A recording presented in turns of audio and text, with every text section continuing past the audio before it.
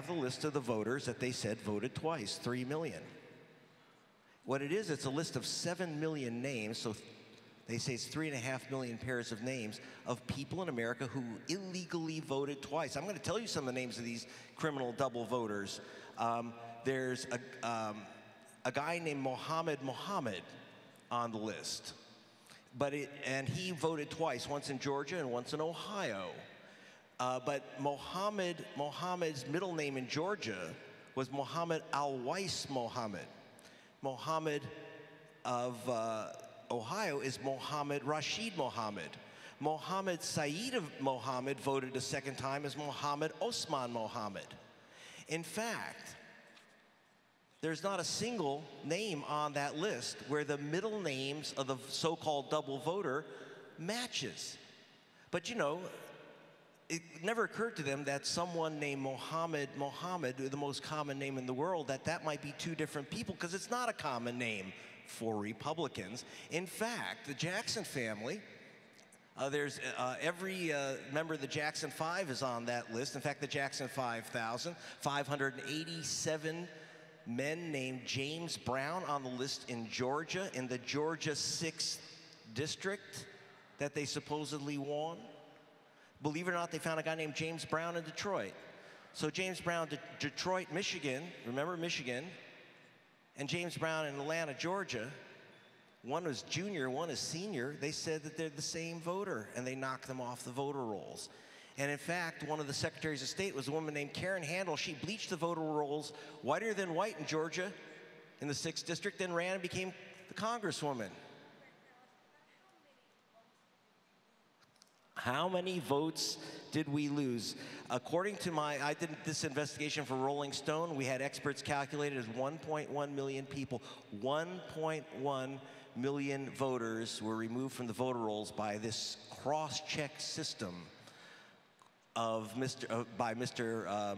Chris Kobach of Kansas. And KKK's operation has now moved right to the White House. He's Donald Trump's new he's the co-chair of the Presidential Advisory Commission on Elections Integrity, the Vote Fraud Commission. So that's like putting, when he put KKK in charge, that was like putting Al Capone in charge of investigating the mob.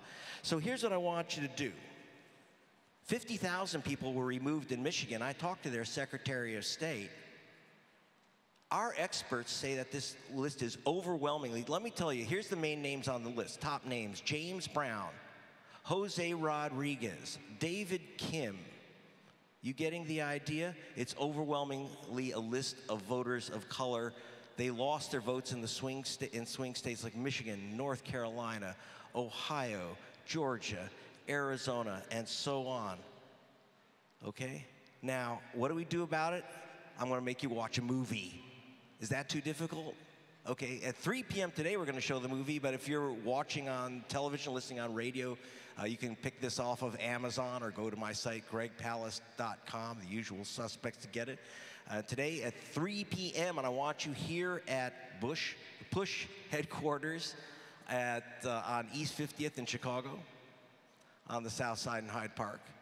And we're going to show the film, The Best Democracy Money Can Buy. It won't be painful. It has Rosario Dawson in it, Willie Nelson, Ice-T, a great cast, and I guarantee you'll get the full story of the destruction of American democracy, and it's very humorous. I guarantee you will laugh and you will cry at the end, and if you don't, I will pay for your therapy. So see you at 3 o'clock, a special edition of this film with the updated film for Operation Rainbow Push. Thank you.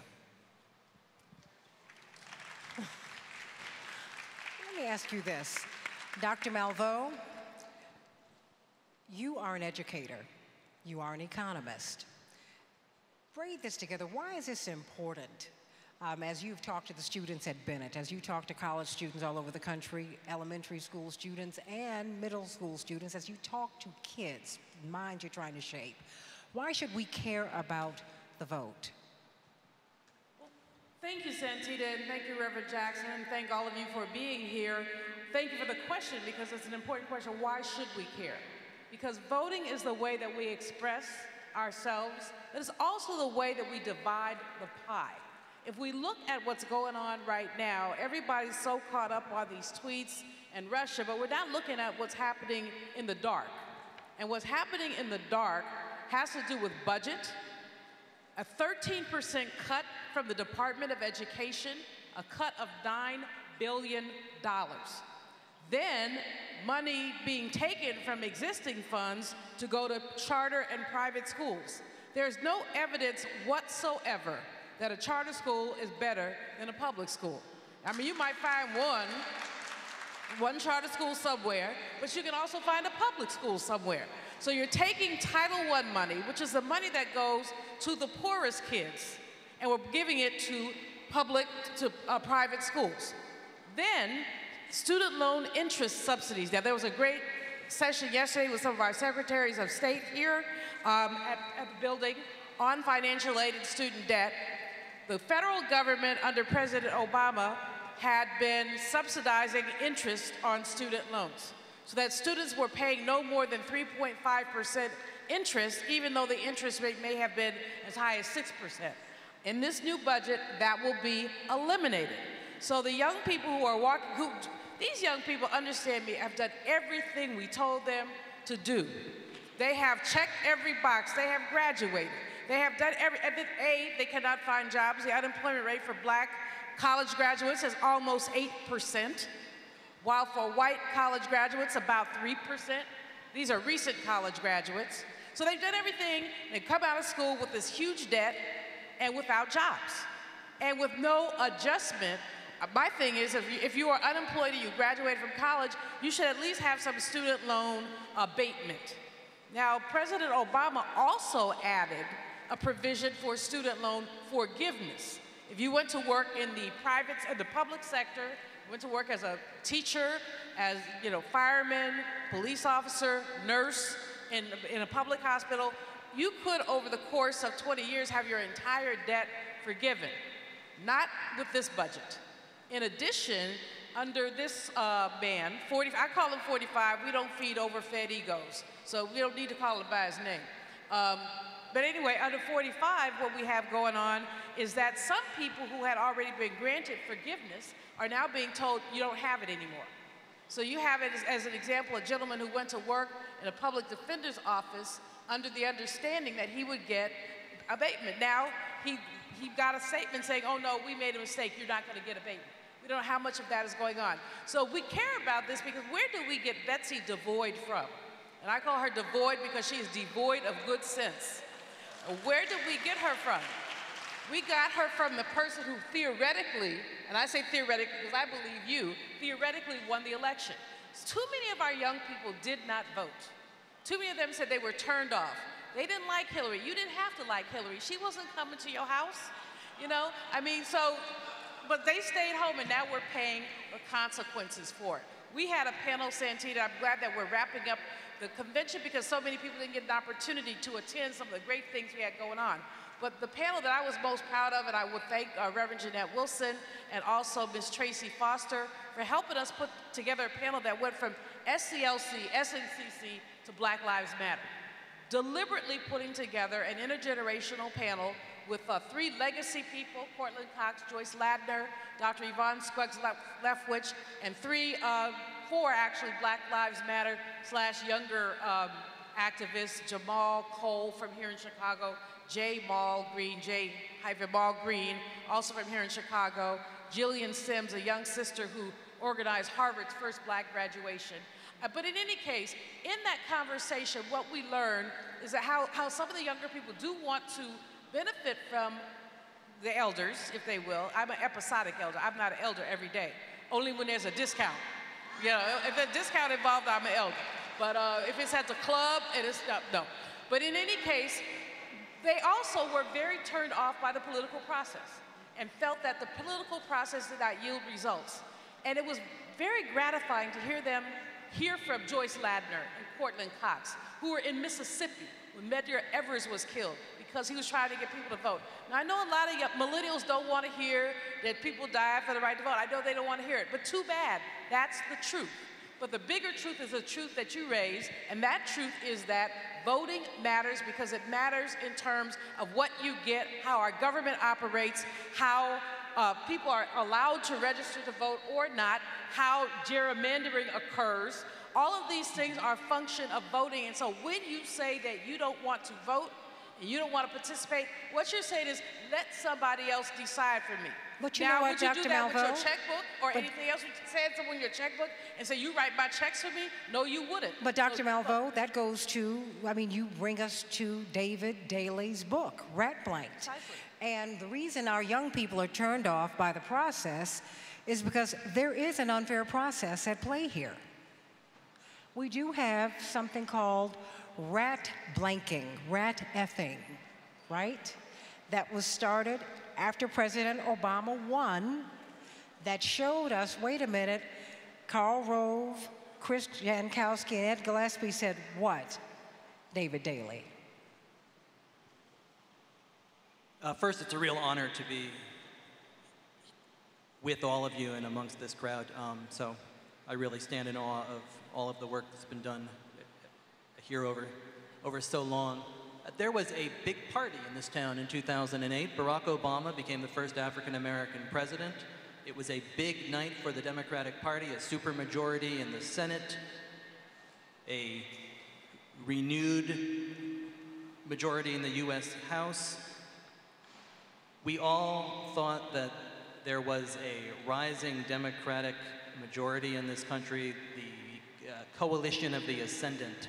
If you look back to that night, the smartest minds in American politics of both sides are talking about how the Republican Party is doomed for a generation. It didn't exactly work out that way, did it? What these Republicans realized was that 2008 was a meaningful election, but that the truly consequential election was coming up in 2010. Because every 10 years after the census, what we do is we redraw all of the state legislative and congressional lines. Republicans who lost in 2008 sat back in between those years and they came up with a plan. And the plan was to win back state legislative chambers, especially in states that were about to gain or lose a member of Congress. We're talking about Pennsylvania, Michigan, Ohio, North Carolina, Wisconsin, Florida, the exact same states that keep coming up again and again, states that again proved very important in 2016. Republicans targeted 107 state legislative races in 2010 in 16 states, with the goal of flipping these legislative chambers because they had studied the process of redistricting and they knew that by taking back those seats, they could control the drawing of more than 190 lines in the US Congress the following year.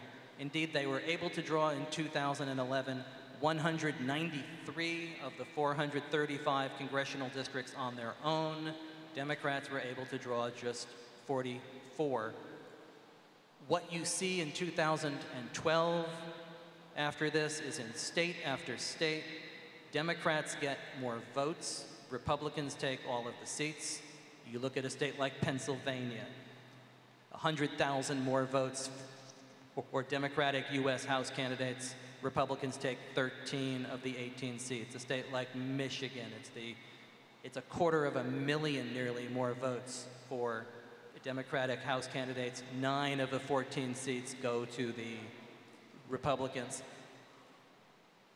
These state legislatures are just as deeply gerrymandered. It is the state legislatures that tend to draw these congressional lines. They have also drawn themselves powerful, essentially insulation against voters and the ballot box.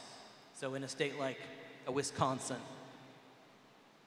you have a 65-34 Republican majority in the state assembly, even though Democrats often get more votes.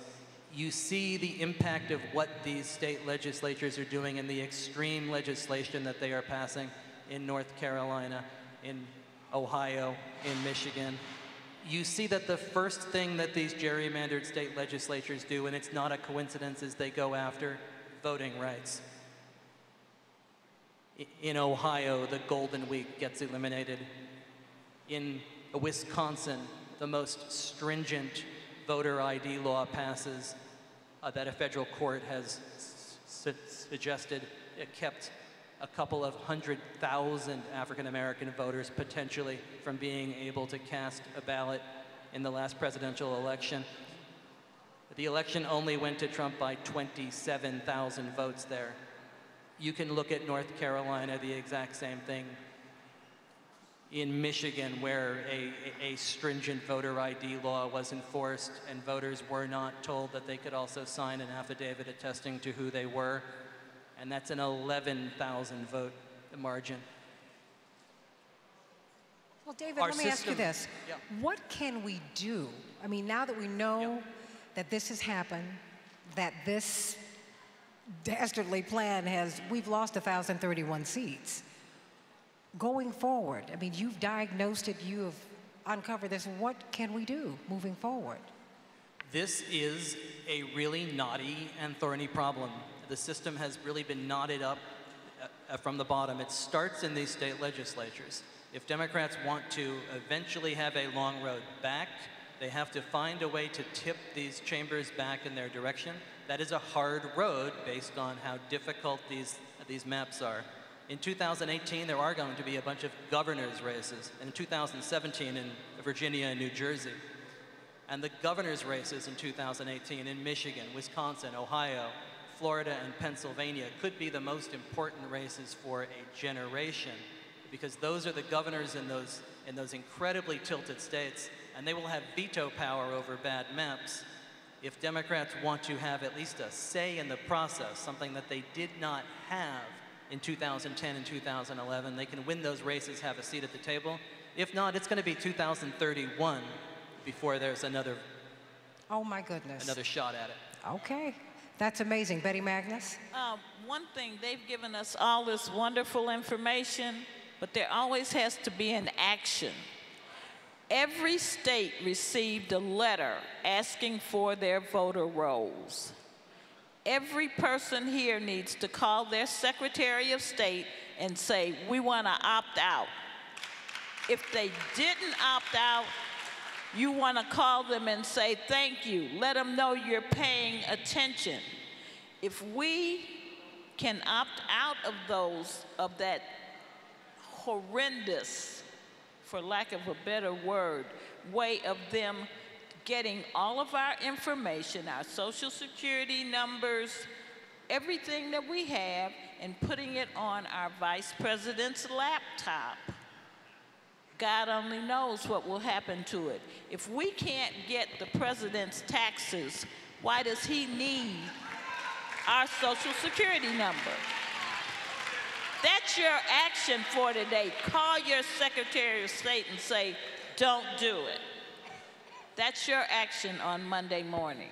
Which is what Betty does every single day, Dorothy Brown, Attorney Janice Mathis. Oh, Reverend Dr. Grace G. Soon Kim, you approach this, well, I think all of you approach this globally, but you also approach this, you're Canadian, you're of Korean descent, you're American. Reverend met you at a conference overseas. What role does the church have in stemming the tide? Should the church stay away from these political issues? Is that what Jesus would have done? Or should they get involved? That's a fantastic question. I think at this point and today and always, the church needs to be involved and be active in this political scene. When we think, yeah, amen. You know, I reflect, you know, I'm dual citizen now, Canadian and US, and this was the first election that I was able to vote in. And I'm puzzled with the result of the election. And when I think about it, I think that somehow American Christianity has become this white Christianity, so Americanity. And then when Trump won, somehow we're looking for this white savior, male figure again. And somehow he came into the figure and he kept promising all these things that he's never going to be able to do. So somehow, when you look at the voting and the statistics, a lot of the white evangelicals supported Trump. So now I want to call it this Trumpianity. Somehow he is taking Christianity and deforming it into something very vulgar, something that is not even any resemblance to who Jesus is and what Jesus had meant. Because when Jesus came, it was about feeding the poor and being with the poor and taking care of one another. And with Trump, it's all about himself. You know, as long as he's okay, then everybody else is okay. So I think the church really now, and you know, Rainbow Push has been very involved, the church needs to be more involved in this and trying to fight back against any of this evil resistance, evil things that are happening with resistance, with a prophetic voice. And we do have those voices at this time, and we need to hear more of these voices to fight back against what Trump is doing, what any of the evil institutions or things that are being put in place. And one of the things that we really need to fight against is the systemic racism. In about a minute apiece for each one of us, because we are now going into our international broadcast. We're going to hear some wonderful music, and we're going to have another panel, other speakers during this broadcast so that you can find out more about this. We want you to tune in to Keep Hope Alive Radio with Reverend Jesse Jackson every Sunday morning from 7 to 9 a.m. Central Time, 8 to 10 a.m. Eastern Standard Time, keephopealiveradio.com. Let me ask you this. Dr. Malveaux, marching orders. You talk to one of the broadest arrays of audiences that I know. What would you say to adults? What do you say to students? What do you say about these issues today? Are these challenges insurmountable? Nothing is insurmountable. We know that from our history. We know that from the work that your dad, that Reverend Jesse Jackson has done. That you've done. And we know it from just the history of the civil rights movement. We have to resist. The word is resist, and Betty just laid it out there in terms of the secretaries of state and providing voting records. We need to, in terms of virtually every other form, with the student loan issue. Young people need to tell their universities, we want you to weigh in on this. I don't want to graduate with $60,000 worth of debt. Do the universities in a couple of minutes, not in a couple of minutes, a few seconds, students have the power to push the universities, to push the government on these student loans? Absolutely, because students are the consumers of education. So you're saying that students need to change their perspective and see their power. Precise, Santita. Every movement that we have had from the time in 1958 when Dr. Ron Walters sat in Wichita, and we can go on down to Reverend Jackson trying to check out a book, you know, in Greenville, South Carolina. Young people have been the engine really pushing us as elders. And so yes, young people must maintain their activism, they must stay woke, and they must keep taking it to the streets. Black Lives Matter. Okay, very quickly, I know we're cutting. David Daly, give us a closing thought. There has been an active and systematic attempt to nullify our votes, to take away our voice.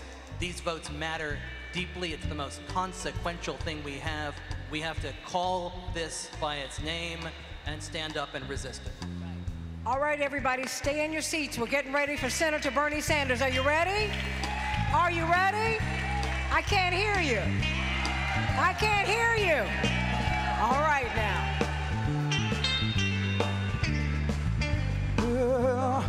Deep in my heart, I do believe we shall overcome someday.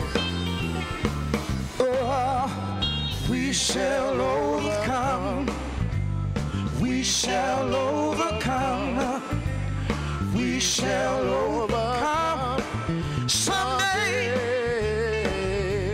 Oh, deep in my heart, I do believe that we shall overcome someday. We shall overcome. Somebody know that we shall overcome. Oh Lord, we shall overcome someday. Oh, deep, deep in my heart, I do believe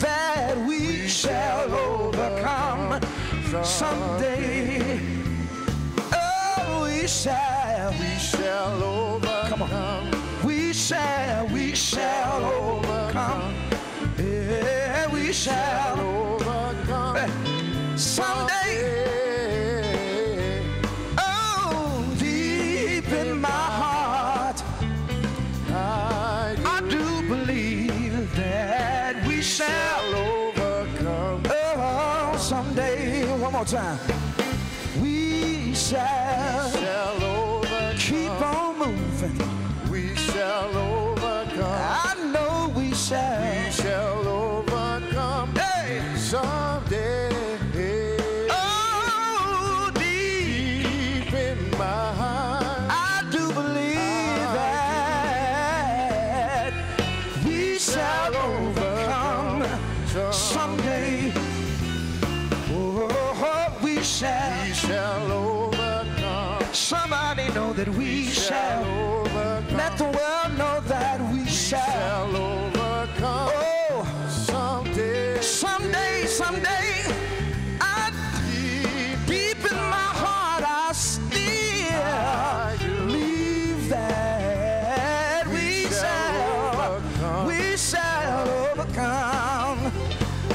Oh, we shall overcome. Somebody say that shall overcome. I still believe that shall overcome. Oh, someday, someday, I get happy knowing that deep in my heart that I believe that we shall overcome. Come on, someday we shall overcome. We shall overcome. We shall overcome. Someday, someday, someday. Oh, deep in my heart, yeah, I do believe that we shall overcome. We shall overcome. Somebody say we shall overcome. Somebody know that we shall overcome. Someday we'll overcome. We shall overcome. We shall overcome. Yeah. Overcome. Keep on striving. Overcome. Keep on moving. Overcome. Keep on believing. Yeah. Overcome. Keep on striving. Overcome. Keep on believing. Overcome. Keep on. We shall overcome. Oh, we shall overcome someday.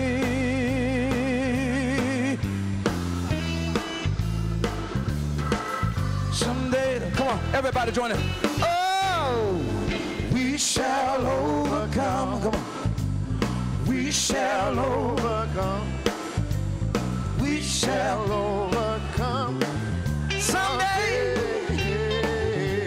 Oh, deep in my heart, I do believe that we shall overcome someday. Come on, put those hands together.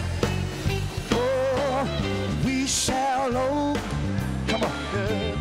We shall overcome. We shall overcome someday. Come on, let's put my hands up. Oh, deep in my heart, I do believe this morning that we shall someday. Touch somebody and say, we shall. I know that we. A little louder, sing.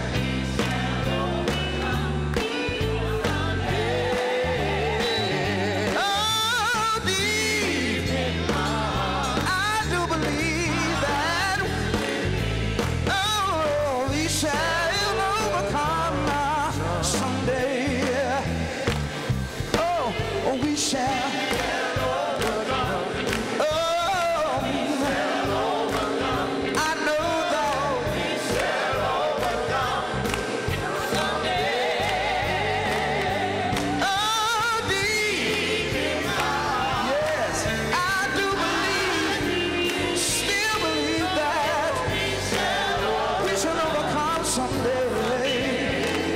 more time, let's bring it.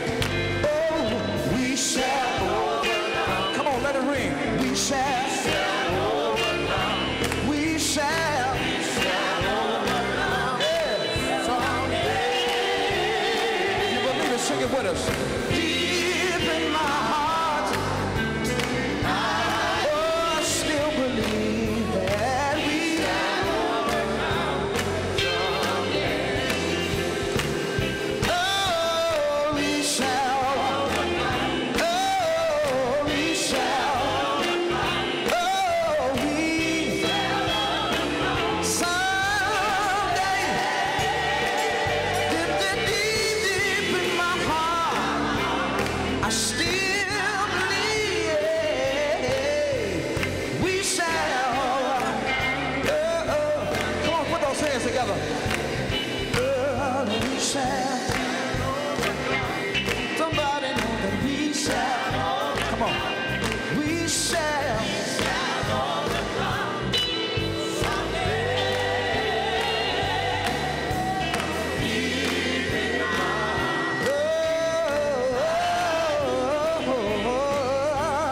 We shall overcome. Let it hear. We shall. Come on. We shall. We shall. We shall. We shall. We shall. Stay right now. We shall. Oh, we shall. Right now we say, we shall. Right now. Oh, we shall. Stand by yourself. Believe it today. We shall. Oh, we shall overcome someday. Deep in my heart. Hey, we shall overcome someday. Well, good morning, Rainbow Push. It's conference time at Rainbow Push. I don't know if you can feel the energy in the atmosphere today, but we are excited to have everyone here. And I have to tell you, it's going to be a full house. So I'm going to have to indulge you like we used to do in church. If there is a seat by you, would you hold the finger up so the people that are in the back can see? If there's a seat, 2 seats, 1 seat, y'all know how we did this. If there was 2 seats by you, put up 2 fingers. There's right here, I've got people right here. Ladies and gentlemen, it's going to be a packed house. I need everyone to start finding a seat. We are less than 4 minutes to air. I have 2 seats right here. I have 2 seats right here. I have a seat here, a seat there, a seat there. Come on, ladies and gentlemen, you need to come on in and find a seat. They're holding up hands, welcoming you into the auditorium. They're telling you right here, here I am. Come sit next to me. Quickly, quickly, quickly. Those of you in the doorways, we have seats down here. People are trying to welcome you into the auditorium. Come on in, come on in. We're excited. This is beautiful. Oh my gosh. I am so excited for every last one of you. Ladies and gentlemen, those of you who attended our conference downtown at the Hilton, wasn't that a dynamic time? Woo! And listen, Brother Maurice, I love that we shall, hey, Rainbow Push Choir, it's so good to see you all. It's going to be a great day at Rainbow Push today. It is, it's a great day. Come on in, they're holding fingers up, welcoming you into the place. Jesus, what was that one? Welcoming you into the auditorium. We have seats where you see people's hands are elevated. Please come and join them. Be their special guests today. Those of you who are standing in the door. We are now 3 minutes and 15 seconds to come on air. Please come in and be seated quickly.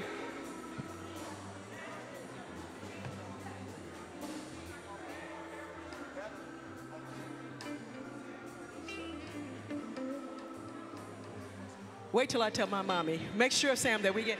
Matter of fact, watch this. Welcome to my new mayor from Waukegan, Mr. Sam Cunningham. Those of us from Waukegan, y'all don't know anything about that. We've been through Savunjans and all them other folks, but it's a joy. You've been coming a long time. Deliverance will come. This says that, hey, if you faint not. Praise God. And his mother, hey. As soon as I started talking, you sort of said, that sounds like that little girl from North Chicago, from Waukegan. That sounds like home. Antioch at home, okay?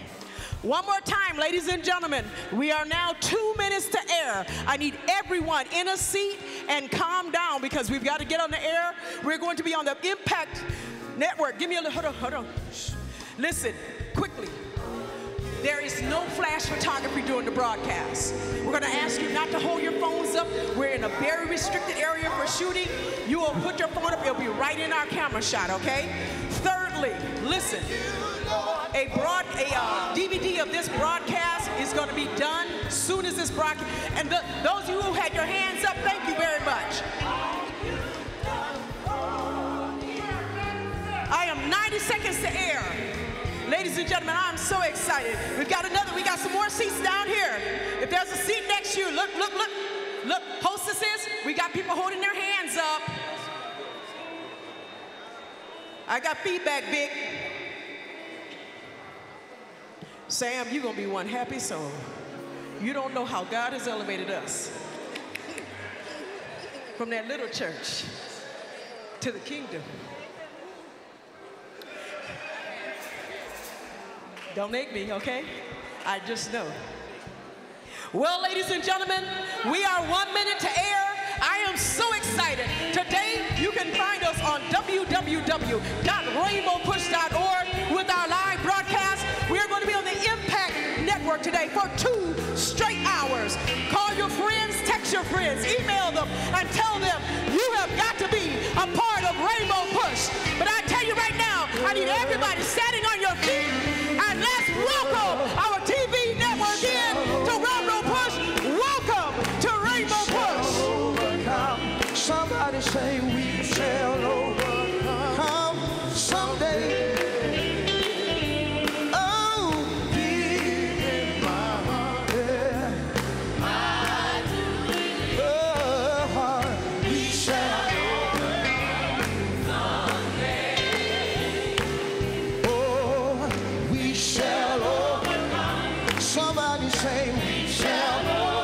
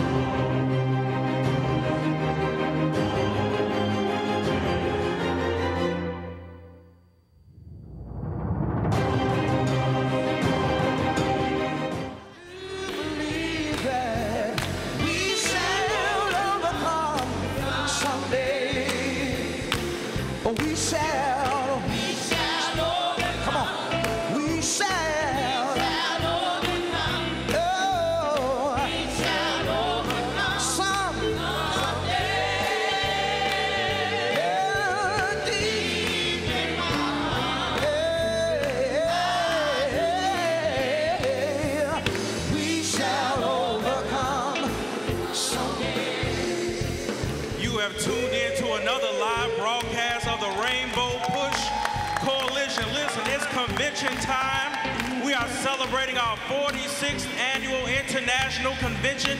You still have time to get here. Bernie Sanders is in the building. So many other people are here. Reverend Jesse Lewis Jackson is here. The Love Dancers this afternoon. Meet us right now. 50th and Drexel. Call somebody, text somebody. Let them know that the push is still on.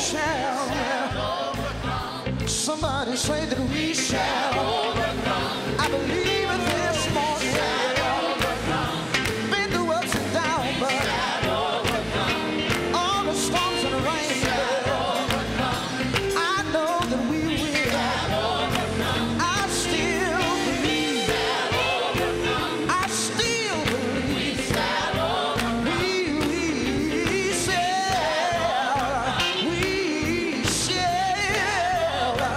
We shall overcome. Oh, we shall overcome someday. Yeah. Make some noise all over the building. We're excited. We're excited. Today is the culmination day, the last day of our 46th annual convention, and we're excited about it. Since Wednesday, our friends from all over the world, Reverend Jackson has convened the family here in Chicago, and all roads lead to Dr. King's workshop, 50th and Drexel. You still have time to get here. Call us right now, 773-256-2775, 773-256-2775. Our founder, our president, the Reverend Jesse Lewis Jackson Sr. would love to hear from you today. Listen, we are live for 2 hours on the Impact Network. So don't change the channel, don't turn that down. Call somebody, let them know we are live for 2 hours today with an action-packed show. Listen, we're also live on AM 1690 and iHeartRadio, WVON, and we are streaming live right now on our website at rainbowpush.org. We're grateful to each of you who watch us, who tune in each and every week in your homes, your automobiles, your places of business, wherever you're kind enough to tune in. We thank God for you. To our international audience, those of you who are watching us right now in the United Kingdom, in France, in Germany, in South Africa, in Morocco, we love you. We thank God for you. And to those who are watching us right now in New York City, Washington, D.C., Detroit, Atlanta, and Silicon Valley, our satellite offices here in the United States, we love you. Come on, give a big hand to all of our viewers who are watching us right now all over the world.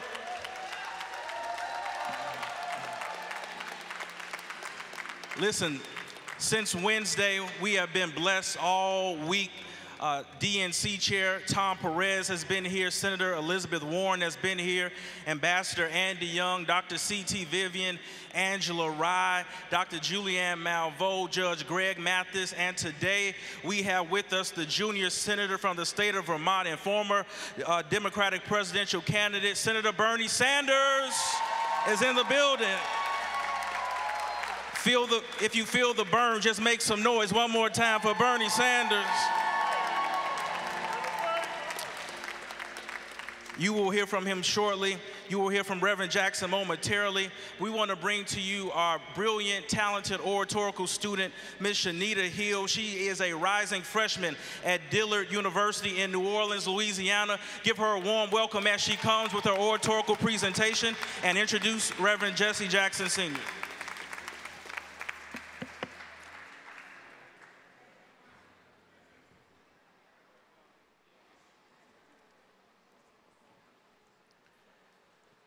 Hey, yo, Chicago kid, where you from? Where you live? Well, I live in fear that I will never make it past the age of 23, let alone be set away from this world of hate and lost identity. Hey, yo, Chicago kid, where you from? I'm from a generation that no longer sees that life is a precious gift given from God to me. Just the other day, I heard gunshots. 1, 2, 3. As I saw my little baby brother, Joseph, lay on that hot summer concrete lifelessly. Hey, yo, Chicago kid, what happened to you? You see, I was shot in the head by the devil with a gun in his hands, but his name was Y-O-U. Innocent lives are taken every day, but the summertime is outrageous. My moms will always stay prayed up, thank God, and be gracious. But now this summer, she has to bury two of her beloved babies. No mother, and I mean no mother, should have to bury their child 6 feet deep. Hey, yo, Chicago kid, where did you go? Why did you just disappear? Because, my friend, my mission is up, and God told me I no longer have to be here. It's a shame that I did not see that my expiration date on life was near. I'm afraid that someone that I know and love can be taken right out of here. I was 12 years old when I was killed. My life was taken away from me by a dummy with a gun. Pulled the trigger back, boom, one time, and my life was done. So my message to you is, stop the shooting. I want to live. Please stop the violence in Chicago. Sign, this dead Chicago kid.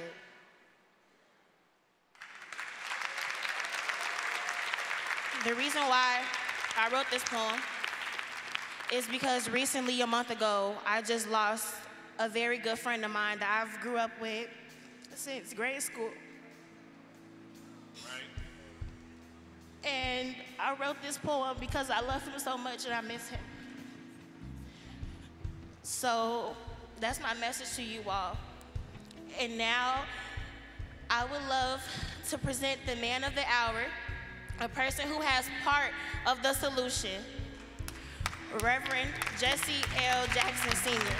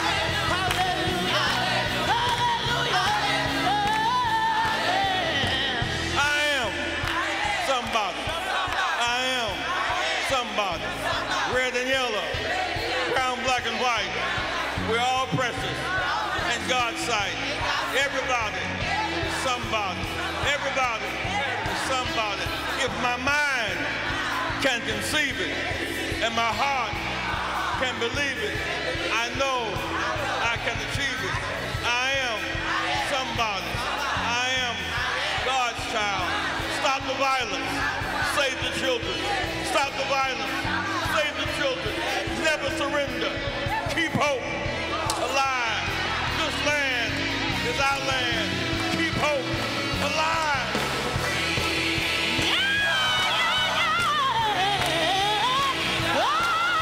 Freedom!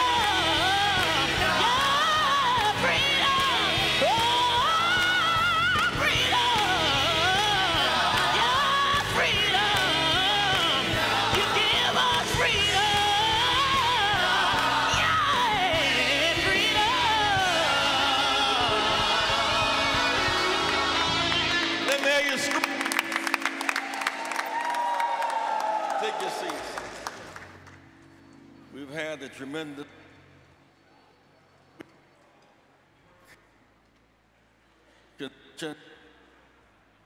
special day that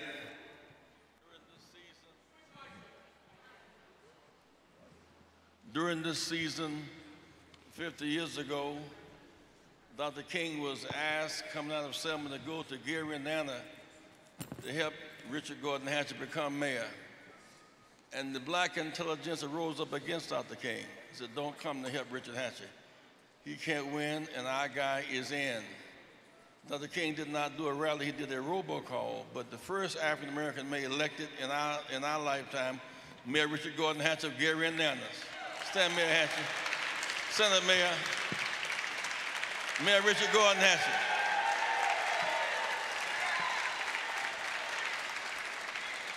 Mayor Richard Hatcher and Carl Stokes were elected on the same day. Because of the dates, Carl was sworn in first. They were elected at the same time, but the Gary Convention, that's Richard Hatcher. The National Coalition, that's Richard Hatcher. Chair of my first campaign for the president, that's a big hand for Mayor Richard Gordon Hatcher.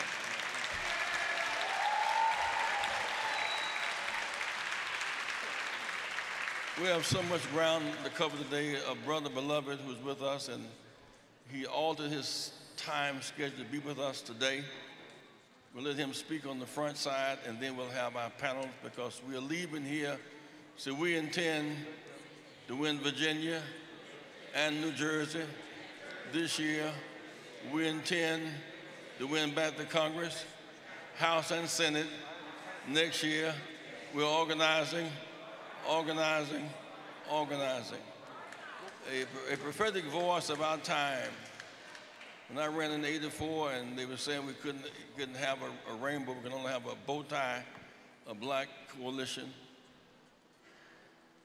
Bernie Sanders endorsed me in Vermont.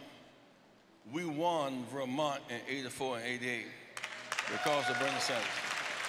We won Vermont in '84 and '88 because of the mayor of that city. A man who was integrity and vision has come forth. We know him, we feel him, we have a great appreciation for him. He represents so much to so many, and I want to express my thanks to him for being with us again. He's been here before. He's here today. The man whose vision of our country will make us better. It does not yet appear what Bernie Sanders shall do and what he shall become. A big hand, a big hand for Bernie. Say burn. Say feel the burn. Say feel the burn. Feel the burn. Feel the burn. Feel the burn. Feel the burn. Feel the burn. Feel the burn. Feel the burn. Say feel the burn.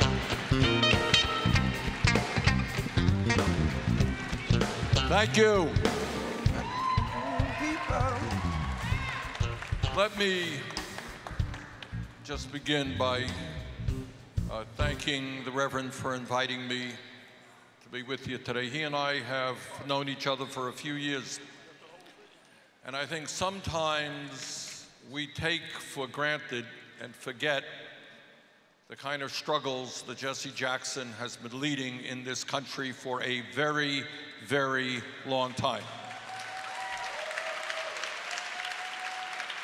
You know, today the concept of the Rainbow Coalition, black and white and Latino and Asian American and Native American, everybody talks about it.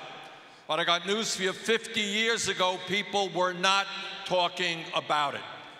And Reverend Jackson helped lead the way in this country to make it clear that we don't go forward unless all of us stand together and not allow racists and demagogues to divide us up. That was the message of 50 years ago, and that is the message of today. Now, I don't have to remind anybody in this room or anybody in this country about the difficulties that we face as a country. I will be going back to Washington on Monday night. On Tuesday or Wednesday, there will be one of the most important votes in the modern history of this country. And that vote will be whether or not in the wealthiest country in the history of the world, we throw 22 million Americans off of the health insurance they currently have. The vote will be whether or not we cut Medicaid by $800 billion. The vote will be whether we tell older workers, people who are 60, 62 years of age, that they're going to see a significant increase in the premiums they pay for health insurance. The vote will be whether or not we defund Planned Parenthood and tell 2.5 million women in this country they can no longer get the health insurance from the doctors and nurses they want. The vote will be whether or not people who today have pre-existing health conditions, whether they will be able to get the affordable health care that they need. And don't let anybody kid you. If you have cancer, you have heart disease, you have diabetes, you have a life-threatening illness today, you tell me what happens if you lose your health insurance. That's right. And the answer is that thousands of Americans will unnecessarily die because of this legislation. Our job as a nation is not to throw 22 million people off of health insurance. Our job is to join every other major country on earth and guarantee health care to all people as a right, not a privilege.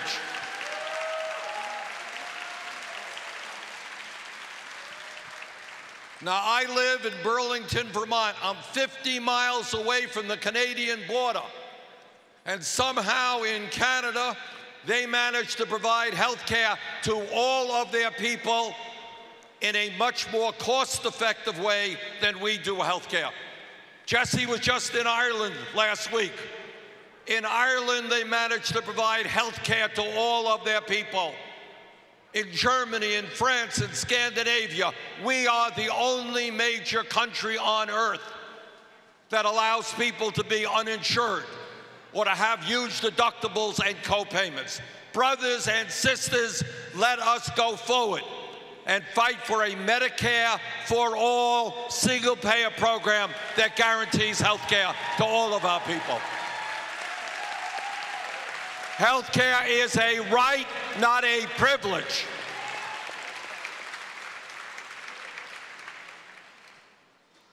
Right now in Washington and in states all across this country, the billionaire class, people who have untold wealth, people like the Koch brothers who are worth 70, 80, 90 billion dollars, Sheldon Adelson, 30, 40 billion dollars.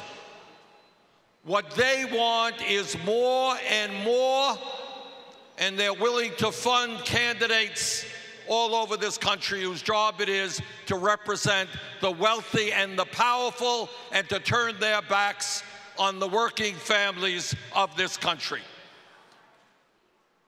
Our job is to end a broken campaign finance system that allows billionaires to buy elections. Jesse Jackson has spent his entire life saying one person, one vote, not billionaires buying elections.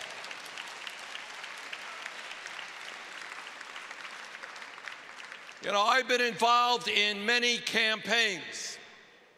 And the way I campaign is I go around my state and I say, these are my ideas. If you like my ideas, vote for me. If you don't vote for me.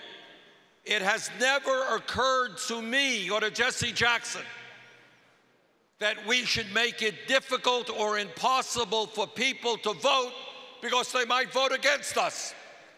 And yet right now, all over this country, You got Republican governors, you got attorney generals. They are not trying to bring people into the political process. They're not trying to make it easier for people to participate. They are trying to suppress the votes and deny poor people, people of color, older people, young people, the right to participate in the democratic process. And what I say to those cowards, and they are cowards, if you can't defend your ideas, if you don't have the guts to run on your ideas, then get out of politics and get another job.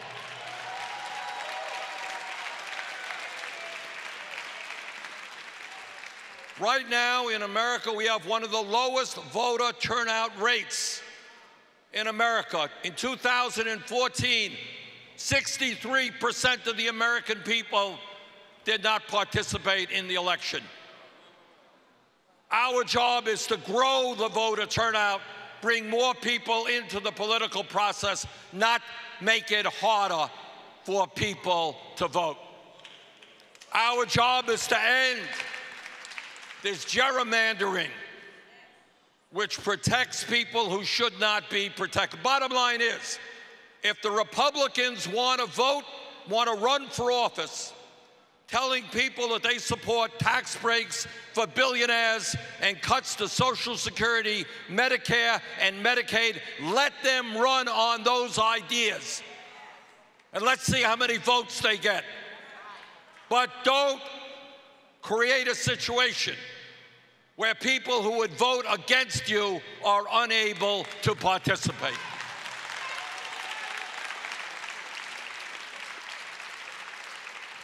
And the other point that I want to make, and I hope everybody understands it, you are living today in the wealthiest country in the history of the world. You know, if we were a poor country, we'd say, well, it's unfortunate you can't have affordable housing. Too bad we can't get good teachers in our schools. Too bad everybody doesn't have health care. But we're a very, very poor country. Brothers and sisters, we are not a poor country. We're the wealthiest country in the history of the world. Jonathan Jackson was just telling me a moment ago, massive cuts at Chicago State University. There are schools in America today where kids are going to school 4 days a week in Oklahoma and elsewhere because school districts cannot afford to send their kids to school 5 days a week. This is America, and we have got to get our priorities right. And our priorities are, you're not going to give trillions of dollars in tax breaks to the 1% and then cut education or cut nutrition programs for hungry children. That's not what this country is supposed to be about.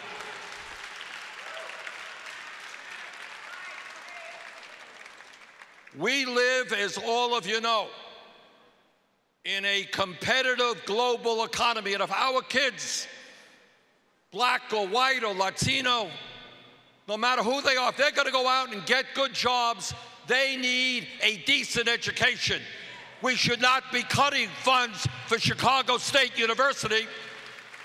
We should be making public colleges and universities tuition-free.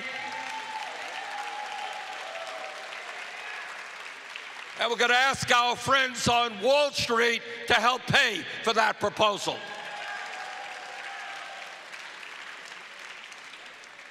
This is the United States of America. We should not have communities in inner cities or in rural areas where 20, 30, or 40% of young people are unemployed. What we should be doing is investing in education and jobs for those young people, not in jails and incarceration.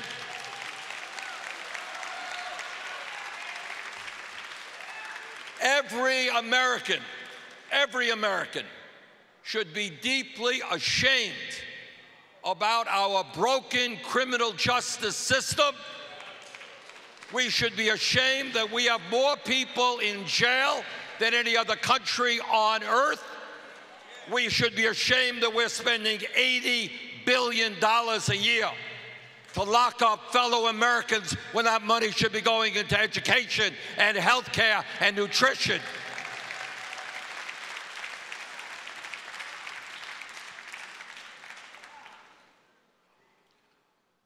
Brothers and sisters, we are at a pivotal moment in American history.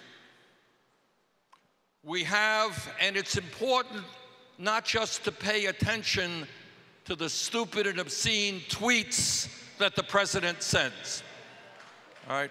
Don't get fooled by the tweets. Take a look at what's going on behind the curtain. And what's going on behind the curtain is the most devastating attack on the working class of this country in the modern history of America. Donald Trump presented a budget a few months ago, and the budget said we're going to cut nutrition programs for low-income pregnant women through the WIC program. We're going to cut after-school programs so the kids have no place to go after school. We're going to cut back on education. We're going to make it harder for kids to get into college. But we're going to provide $3 trillion in tax breaks for the top 1%. Those are not the priorities of America.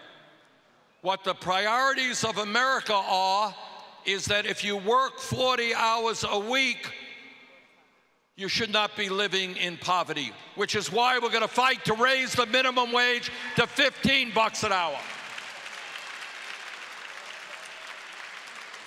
The priorities of America, that if you are a woman, you should not be making 60 or 70 cents on the dollar compared to men.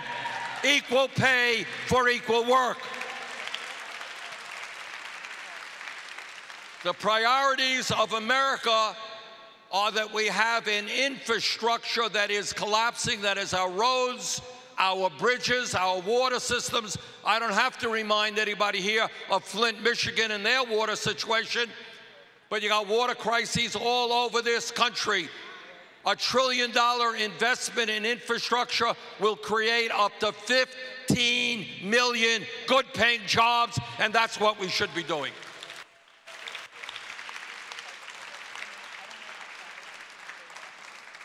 And the good news in terms of this discussion is very few people support the right-wing agenda. You go out in any state in America and you ask somebody, go to the most conservative states, and you say to somebody, do you think we should cut Social Security and give billions of dollars in tax breaks to the rich? Nobody believes in that. What Trump and his friends are trying to do is push their agenda forward by dividing us up based on our religion, based on the color of our skin, based on our sexual orientation, based on the country that we came from. We will not allow him to get away with that.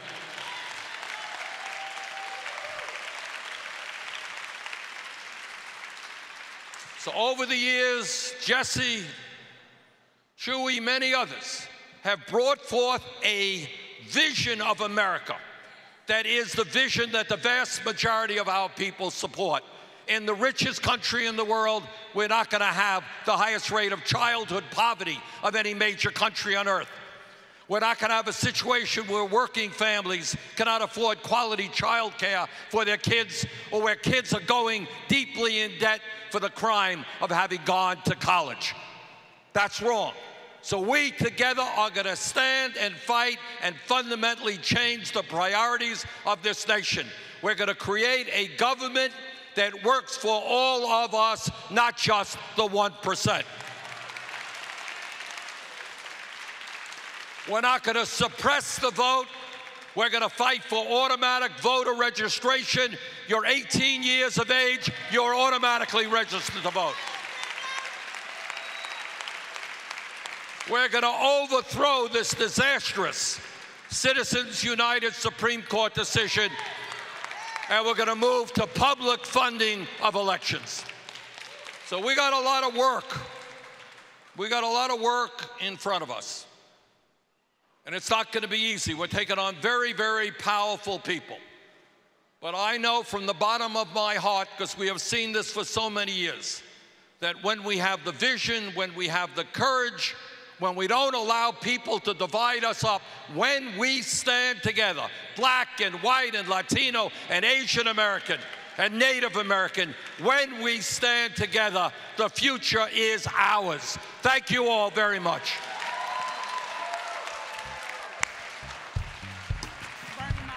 So I feel the burn. So I feel the burn. Feel the burn. Feel the burn. Feel the burn. Feel the burn. Keep hope alive. Keep hope alive.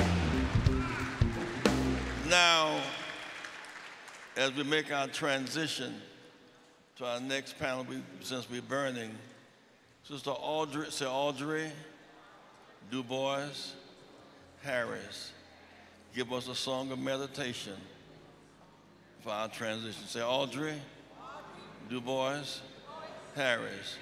Go for it.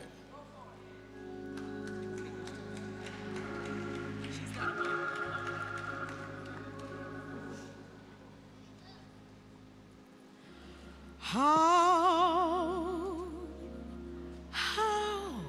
can I say thanks for the things that you have done for me? Things so undeserved, yet you gave to prove your love for me. And the voices of a million angels will never express my gratitude.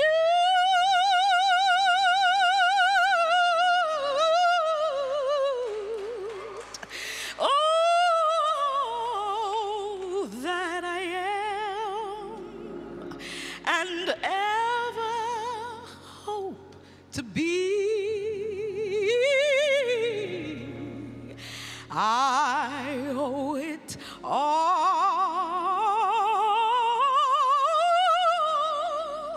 to thee.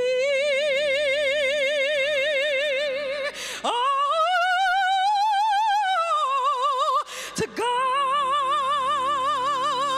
be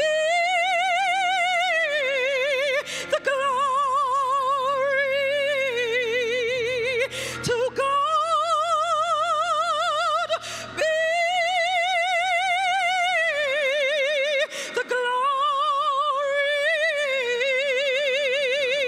To God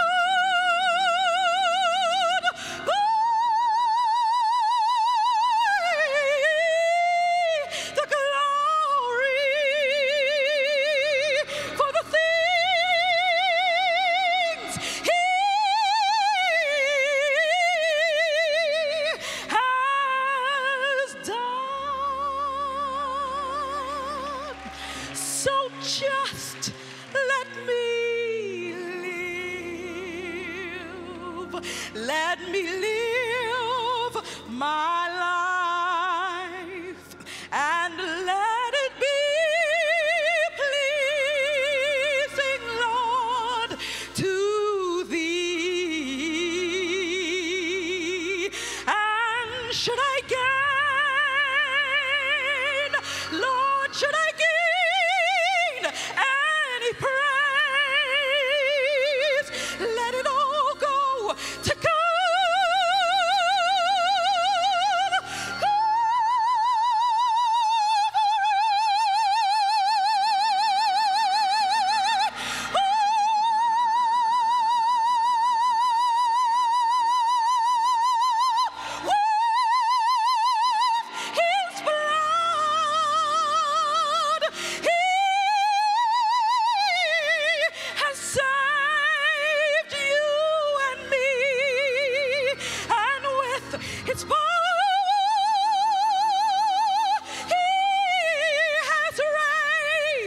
You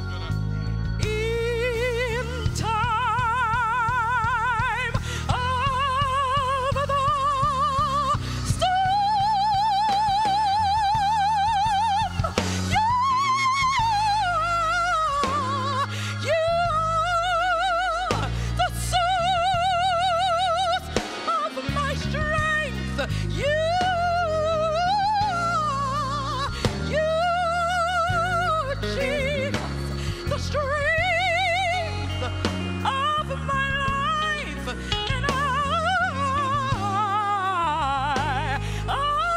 lift my hands in total praise to you. Amen. Amen. Ah. Amen. Amen. Ah. It is well with my soul, and I can say, amen. Whatever I'm going through, I can say, amen.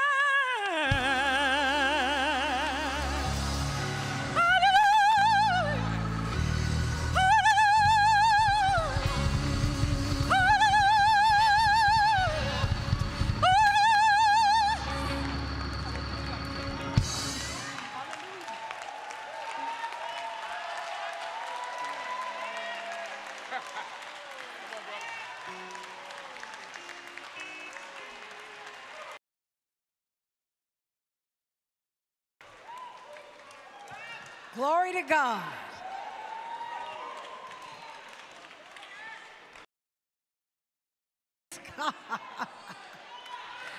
Amen, Audrey.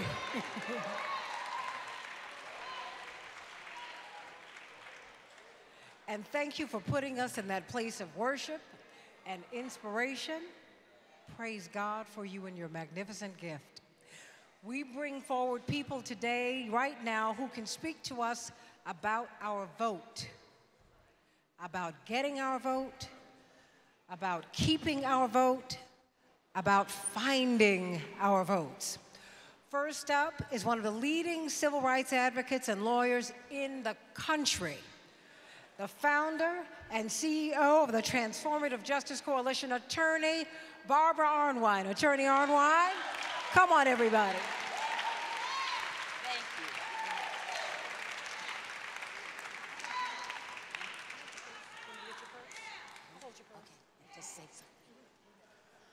Wow. I mean, my soul is on fire. After that, woo, what a blessing. Thank you, thank you, thank you, Lord.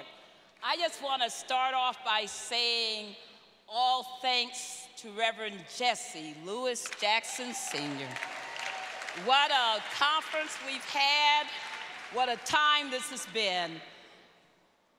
Bernie Sanders brought a powerful message, and I want to say to him and to all of us, we got our work to do. And this time, we recognize that we are at war.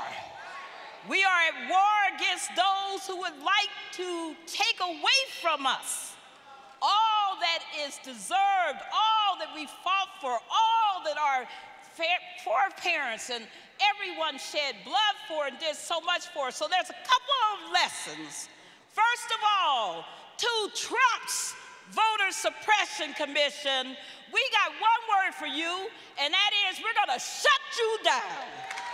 We're gonna shut you down. I'm asking everybody here to call your state representatives, your senators, and tell them to support H.R. 3029.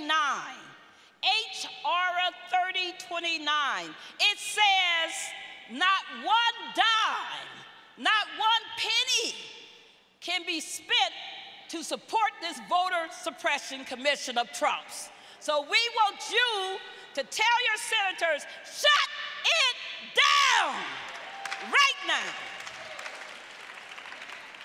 But we know that part of our work has not always been on the defense, and we got to go on the offense. There's a story here that people need to know about the fight for voting rights. So what we're going to create is our own anti-voter suppression commission. And we're going to bring the truth to the American people. We're going to tell them the stories that they need to know. And we're going to do that work because Reverend Jesse Jackson has said that's what we're going to do. Thank you so much. My heart goes out to you always. Let's do this fight. Thank you. Let's hear it for Attorney Barbara Arnwine.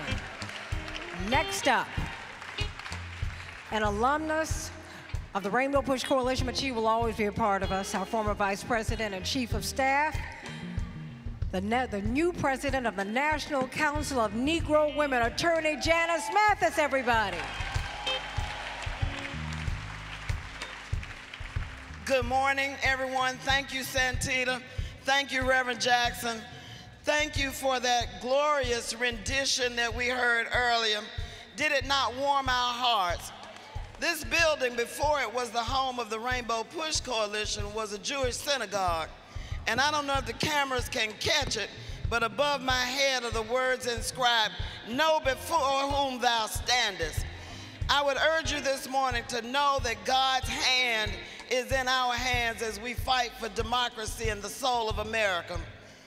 America's majority is not being properly represented now.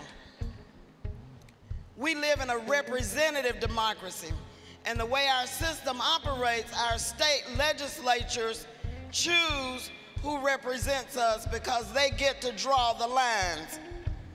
In 3 states, Ohio, Michigan, Pennsylvania, in 2012, voted for President Barack Obama.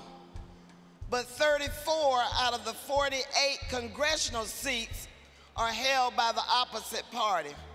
That's because of something called partisan gerrymandering. If you don't remember anything else I say this morning, partisan gerrymandering. The Supreme Court is about to rule on whether partisan gerrymandering is appropriate in a case called Wilcox. But I tell you today, if you do nothing else, go home and contact ussenate.gov. If you think voting doesn't matter, think about the people you know who are on Medicaid. Mitch McConnell represents 400,000 Medicaid recipients.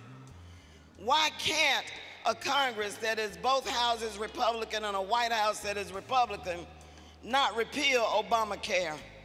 There's one thing that stands between the Congress and repeal, and you know what that is? The American people. When they make up their mind, when we make up our mind, we have our way. Go to ussenate.gov. Let it be known. If you think voting doesn't matter, then it's the same thing as saying the Supreme Court doesn't matter. Medicaid doesn't matter. Voting doesn't matter. But of course, it does matter. I would urge you, implore you, it's not enough to know who your representative is. Your representative has to know who you are. Let's hear it, let's hear it. Next up is someone you can hear on Sirius Radio every morning, every weekday morning from 6 to 9 Eastern Standard Time, 5 to 8 here in Chicago and throughout the Midwest. We've got a great minister of the gospel and of social justice, Reverend Mark Thompson.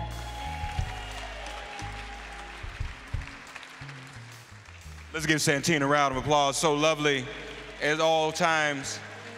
God bless you, everyone. It's an honor to be here with you at Rainbow Push. This is a very, very famous place. I remember coming here as a young man, as a high schooler, as a matter of fact.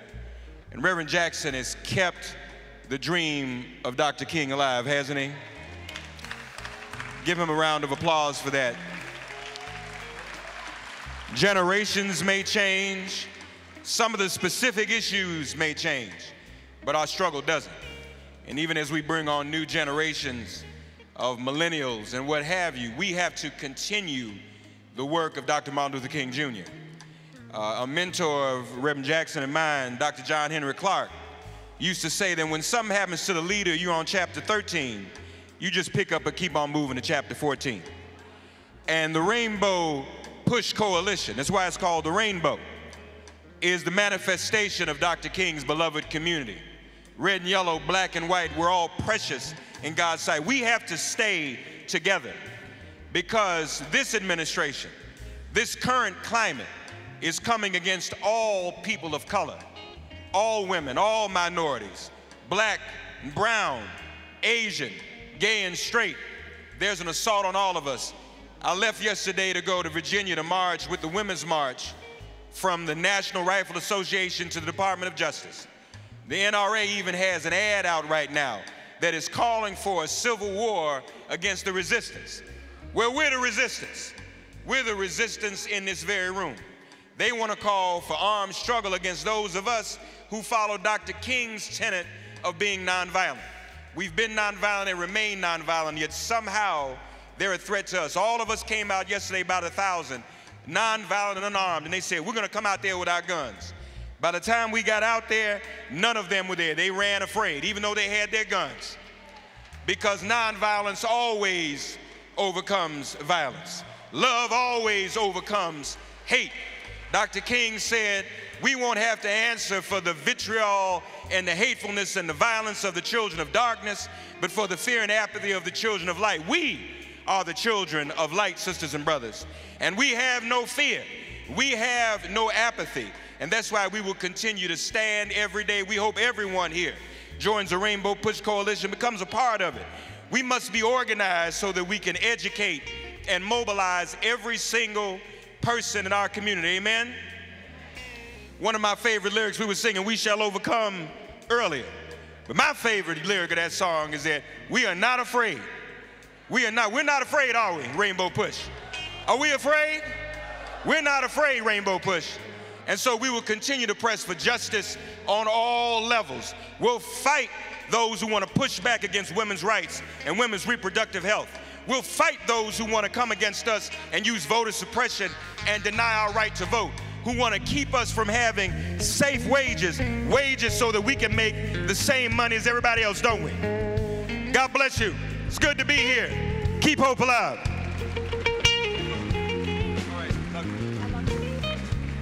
All right, everybody, let us put our hands together and welcome the president of the National Organization of Women, Attorney Terry O'Neill.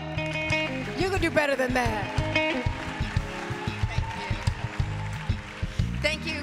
Oh, Santita, thank you so much for all that you do. And Reverend Jackson, thank you so much for your leadership, which we need now more than ever. I don't want to take up a lot of time. I do want to talk about, we have so many problems in this country, and Donald Trump is just one of them.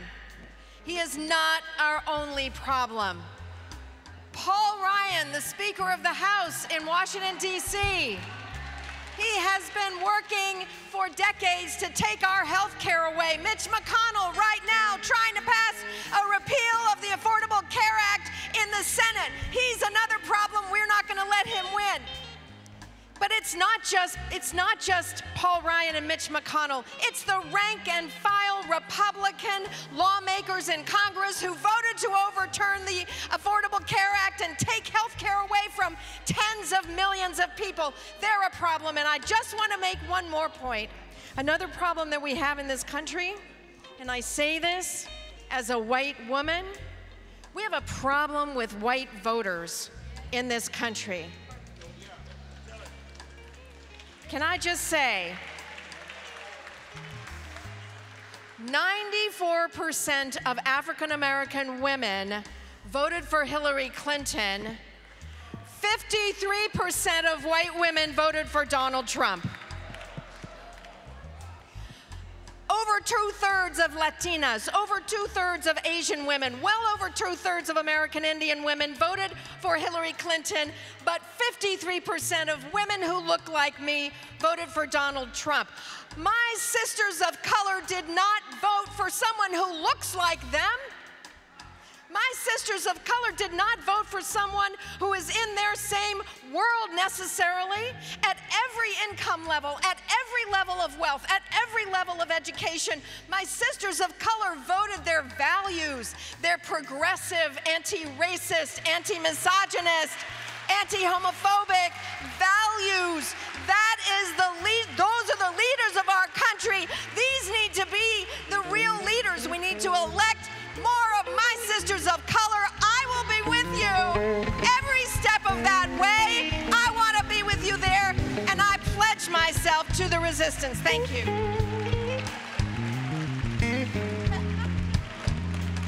My sister, Terry O'Neill. Coming before us now is a great political analyst and author of a book that you need to get. You can't pronounce it. Rat Blanked. Rat Blanks, but we're determined to make it a bestseller. He talks about the plan to take the vote from you. Welcome to our stage, our new brother beloved, David Daly, everybody.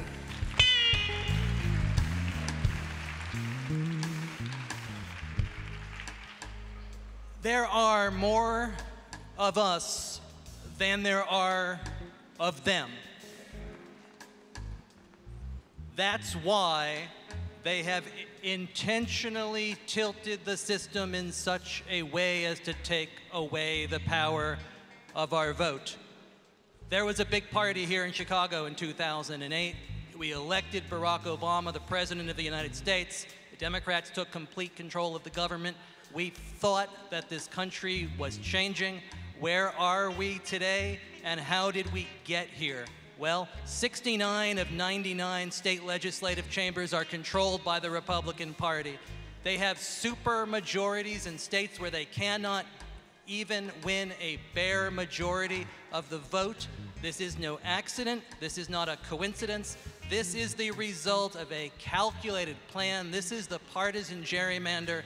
These partisan gerrymanders in each of these states, the first thing that these legislators do is they then go after voting rights, and they go after labor rights, and they go after women's rights. This is a calculated plan in order to rule from the minority.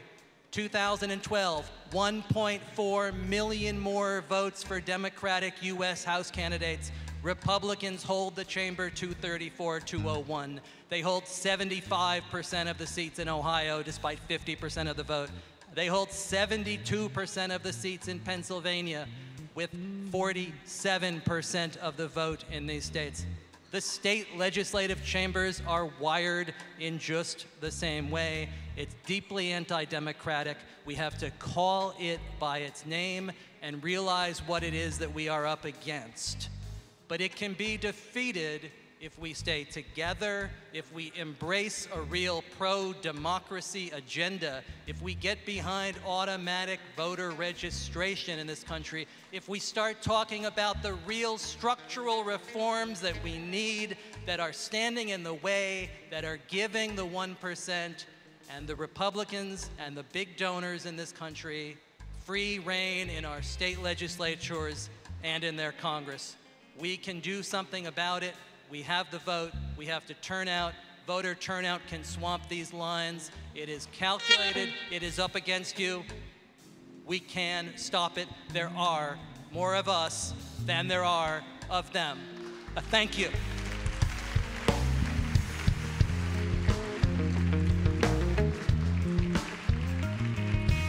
Rat Blanked. Buy it.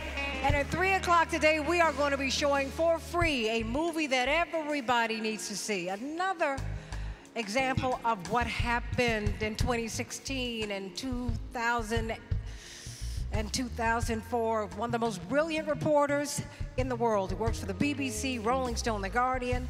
He's going to be showing this movie here at 3 p.m., The Best Democracy Money Can Buy. Put your hands together and welcome to our stage, Greg Palast. Come on, everybody. Thank you so much, Sister Santita.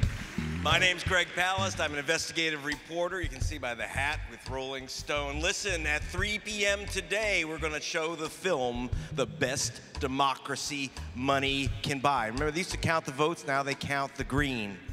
We're going to stop that. You get the information. It's starring myself in the investigation with Rosario Dawson, Ice-T, Willie Nelson, and others.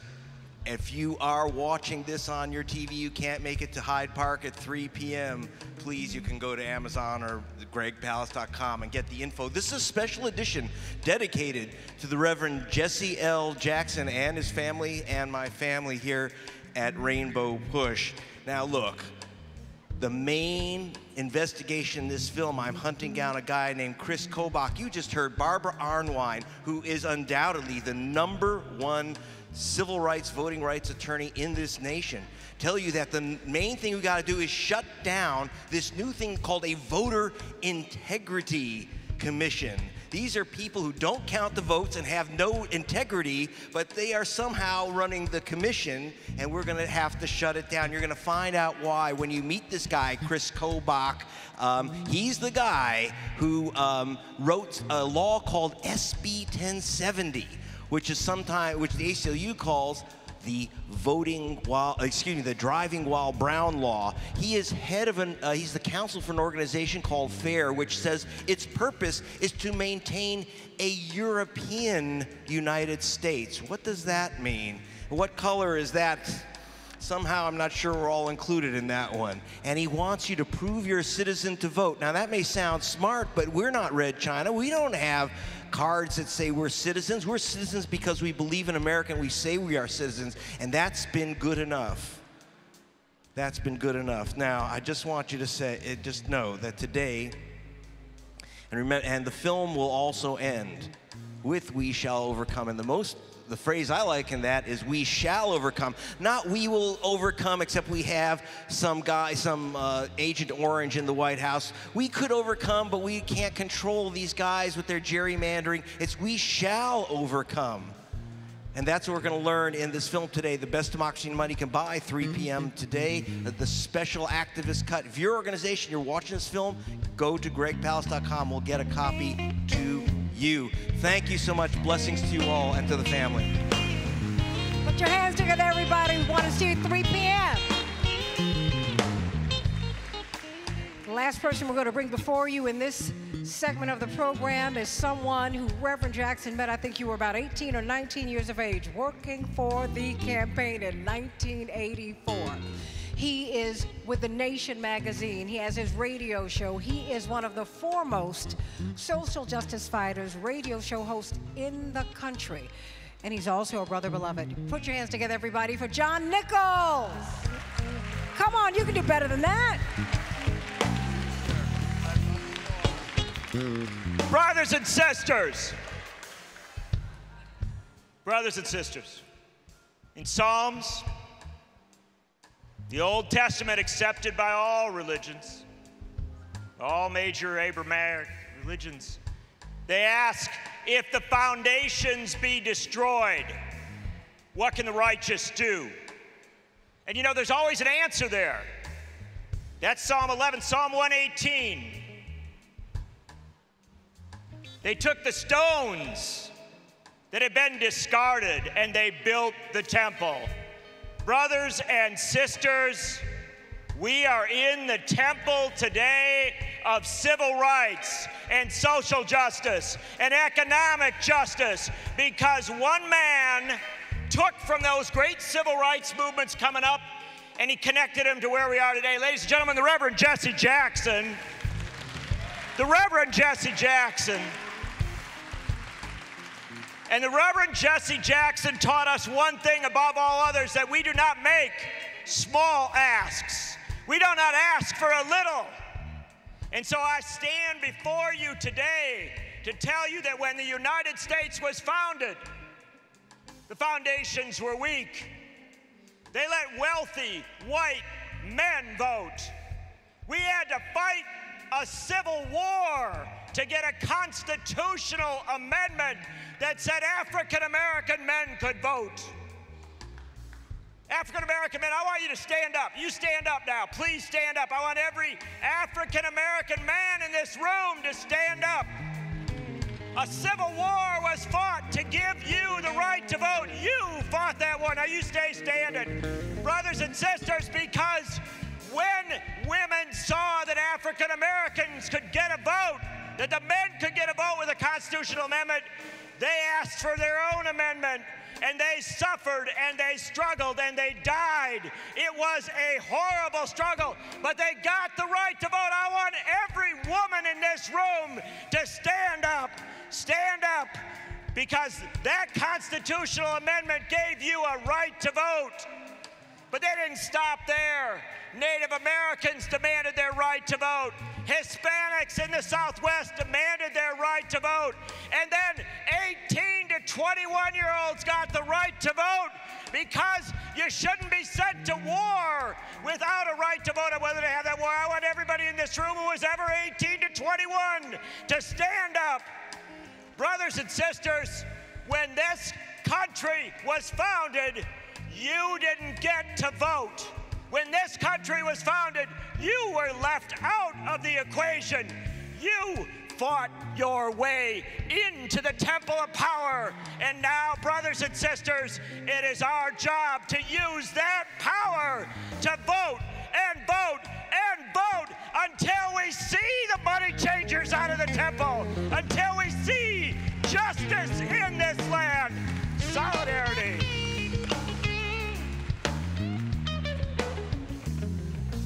Amen. Keep it going. Keep your hands going. Come on. Come on, everybody. Put your hands together.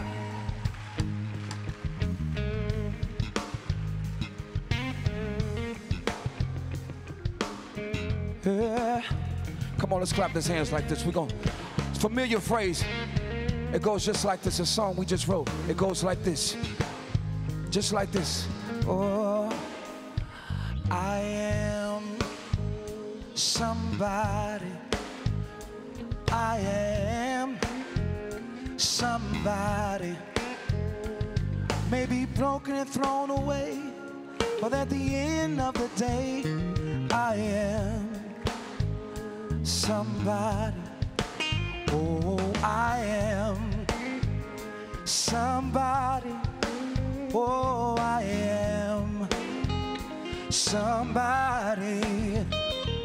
Maybe broken, thrown away, but at the end of the day, I am somebody. Now y'all repeat. Oh, I am somebody. I am somebody. Maybe broken and shoved away, but at the end of the day, I am somebody. Come on, sing it with me. Oh, I am somebody. Oh, I am somebody. I may be broken and shoved away, but at the end of the day, I am. It reminds me of a song like this. Stand by me. Oh, stand by me. Oh, stand by me. Stand by me. Oh, stand by me. Oh, stand by me. Yeah. Oh, stand by me, stand by me. I believe the verse goes like this. When the night has come and the day is dark and the moon's the only light we'll see,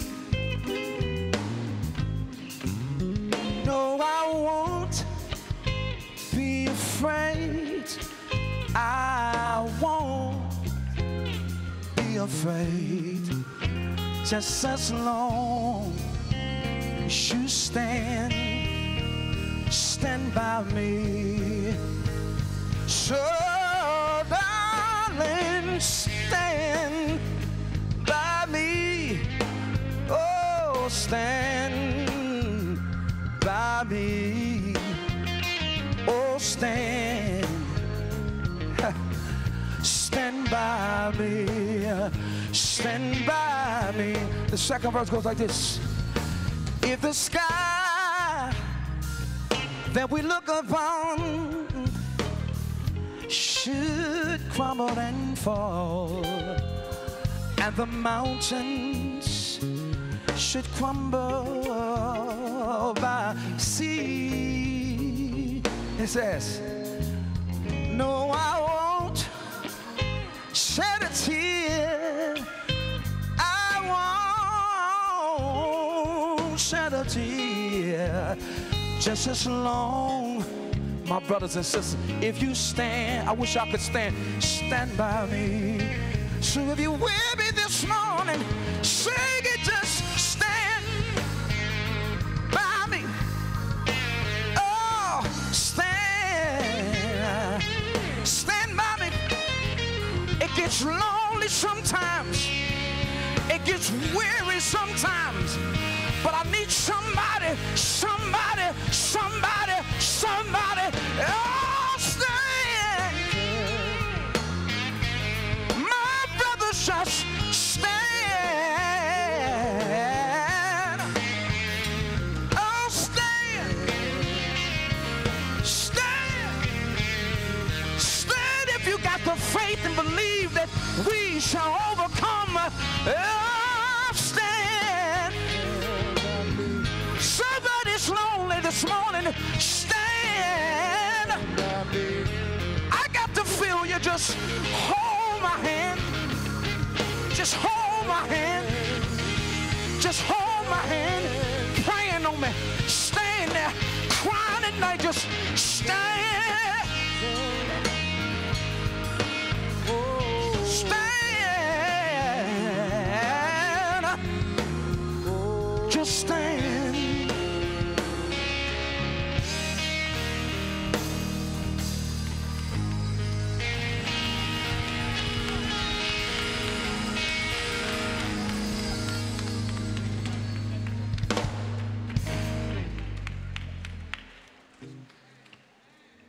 Let's give Brother Maurice Mahan a loving, wonderful round of applause.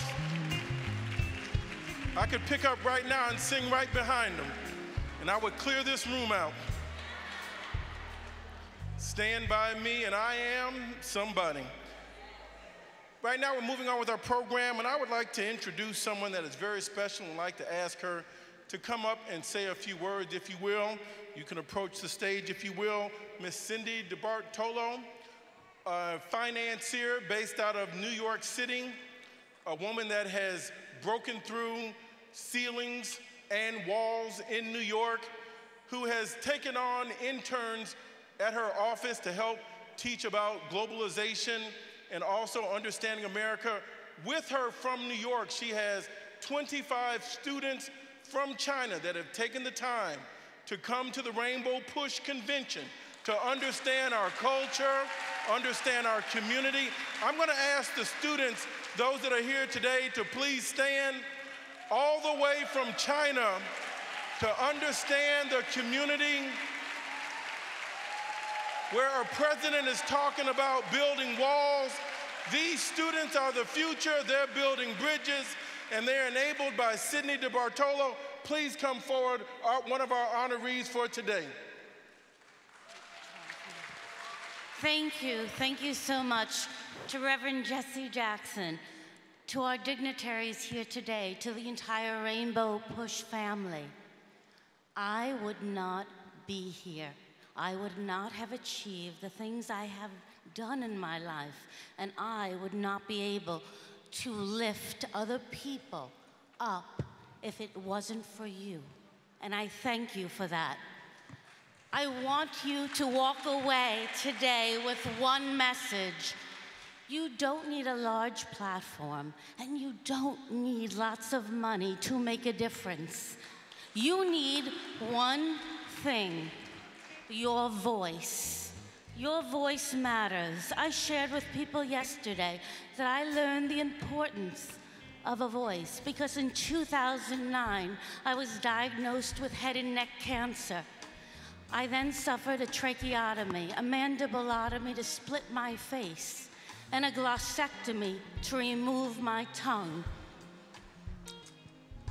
At that time, I was unable to speak for nearly 2 years.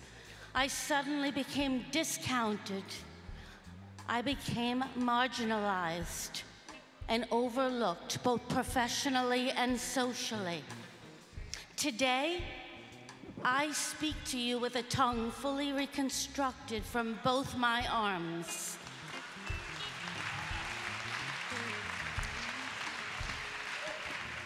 I learned how to speak one sound, one word, one sentence at a time. Voice, to be a voice for the voiceless, because there are millions of people in this world silenced by an enemy far worse than cancer. They are silenced by discrimination and inequality.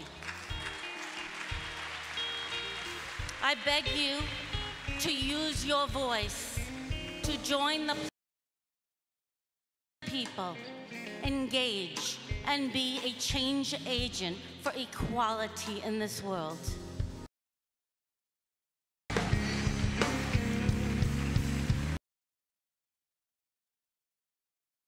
In her own way, we thank you. I ask that he starts approaching the stage. Now this is when I know I've gotten old. When I look and see a man that as a child I remember breaking glass ceilings, and he is still the Honorable, the Right Mayor, the Dean of Black elected officials, Mr. Richard Gordon Hatcher from Gary, Indiana. A man that has led us to higher heights in public office, whose city was stripped, who fought to maintain it. And I would ask that the current mayor, the Honorable Freeman, who's joining him, to please come on the stage as well. Give a loving round of applause to one of our founding board members, the Honorable Richard Gordon Hatcher of Gary, Indiana.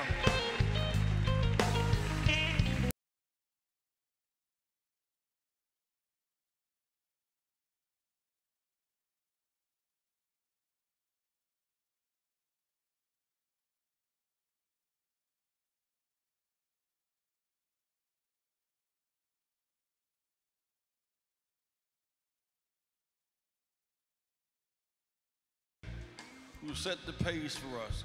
His campaign was so controversial that when he became mayor, white people from Gary moved to Merrillville, started another town. When he was running for mayor, the blacks who were working for the white mayor threatened Dr. King to not come to Gary. Dr. King stood with Hatcher. He stood with us.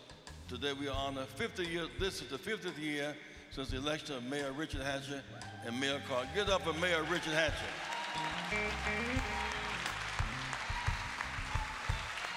Thank you very much. I cannot tell you what a great pleasure and honor it is to be here with you this morning. I have my grandson with me because I want him to have... And you don't. And my granddaughter, that's true. I'm going to leave her out. I want them to know what a little bit of what it was like for me all those years ago when Reverend Jackson was standing in a, I guess it was an abandoned theater somewhere. Capitol Theater, and had us all, and let me tell you, it's warm in here today, but it was freezing in that theater. And Reverend Jackson pulled us all together in a circle. There weren't that many, but pulled us all together in a circle and said, I am somebody. And ever since that day, it has been the great honor and pleasure of my life to be able to work with Reverend Jackson and to go places with Reverend Jackson. And I must tell you that he has been a powerful force in my life. And so I am happy to be here. When we were campaigning in 1967 to win that election, it was Reverend Jackson and the good people here in Chicago who loaded up cars and drove over to Gary and knocked on doors and handed out literature and made it possible for that successful effort to come about.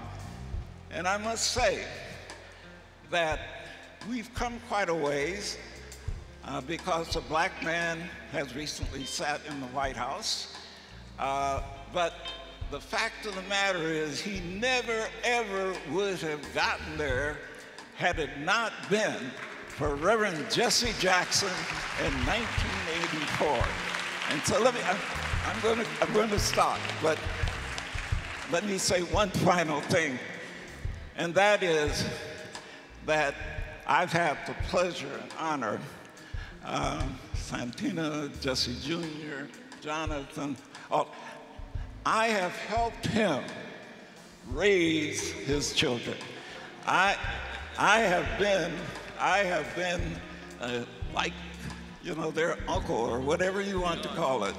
Godfather, no, God. But I am so proud of every one of them because they have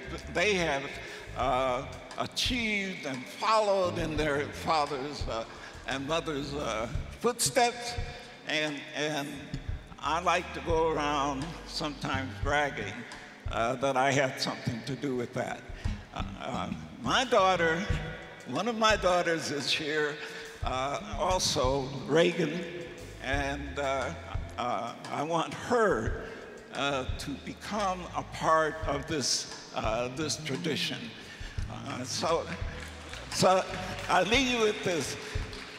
Don't ever give up. Don't ever give in.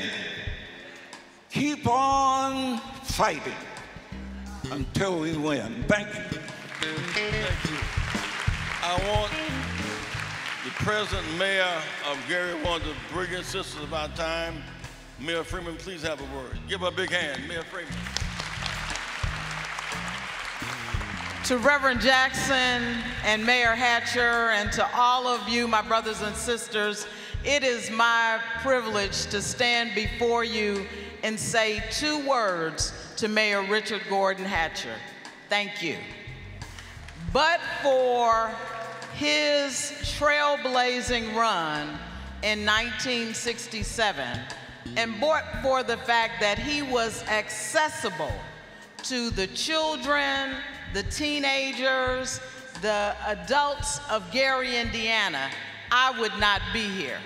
50 years ago, he was at a house party, because that was old school campaigning, at my house, and he signed a citizenship certificate and said, you can do and be anything that you want to be. Because of that, he inspired an entire generation of mayors and elected officials. And for that, we want to say thank you, Mayor Hatcher, for your vision, for your leadership, and for everything that you have done for all of us. Congratulations.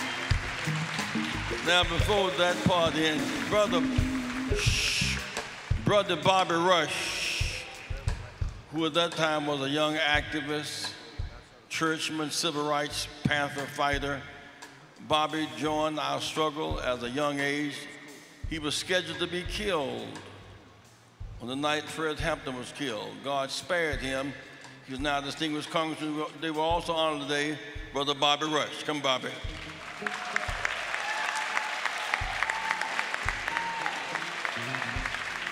Sister Lori Lightfoot, a voice of strength. Bobby, come here, please. Bobby, come. A voice of toughness. She is the accountability force for the police department of Chicago. She's the one that calls for the oversight and challenges the mayor and whoever stands between us and justice. A big hand for Sister Lori Lightfoot. Give her a big hand.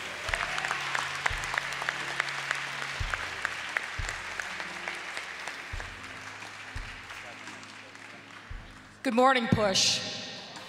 Come on, you can do better than that. Good morning, Push.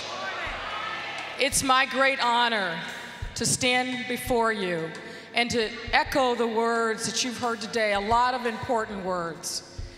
But I'm a small town girl who spent the last 30 years of my life in this city that I love. And for me, the fight and the struggle that you heard from Senator Sanders and so many of the other speakers begins right here in Chicago, the geography under our feet. Too many of our citizens live in substandard conditions. Too many of our citizens don't have access to good health care, mental health care. Too many of our citizens don't live in neighborhoods where the schools are of the quality that we can train the best and the brightest. And the struggle that I've been in is about public safety, about accountability, because for me, if people don't feel safe, nothing else matters. We have a lot of challenges, but none that we can't overcome with what we have here if we stand up and we speak for what we know is right and what is our right as taxpayers and citizens in Chicago.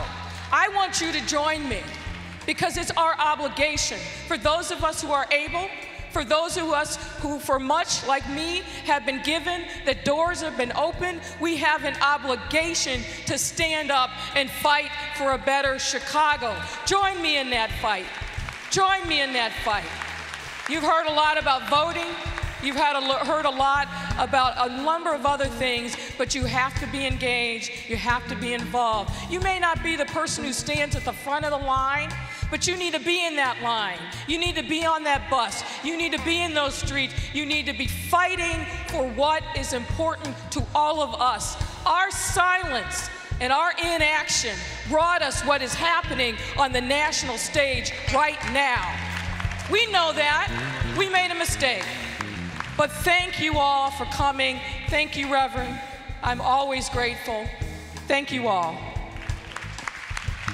Let's thank Brother Leon Finney, who worked with Dr. King, worked with Bill Barrow, worked with Pastor Brazier, Senator Bill Leon Finney, helped mobilize for today. And Sister Dorothy Brown, where's Dorothy Brown? Give Dorothy, those people, Dorothy Brown, give a big hand for Dorothy Brown. Just want to recognize, and we'll bring later the mayors we have here for the Black and Brown Summit. Some of the elected officials, would you stand, please?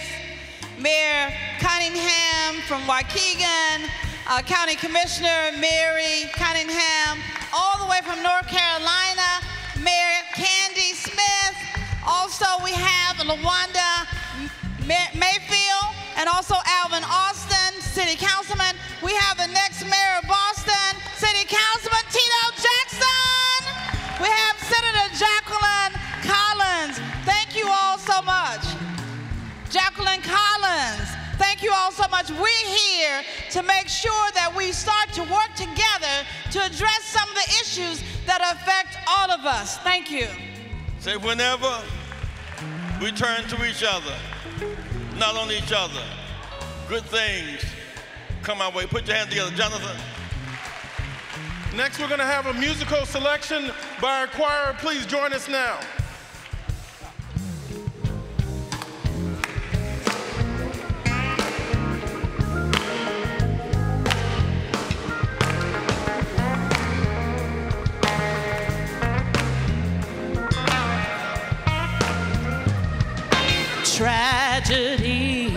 are commonplace.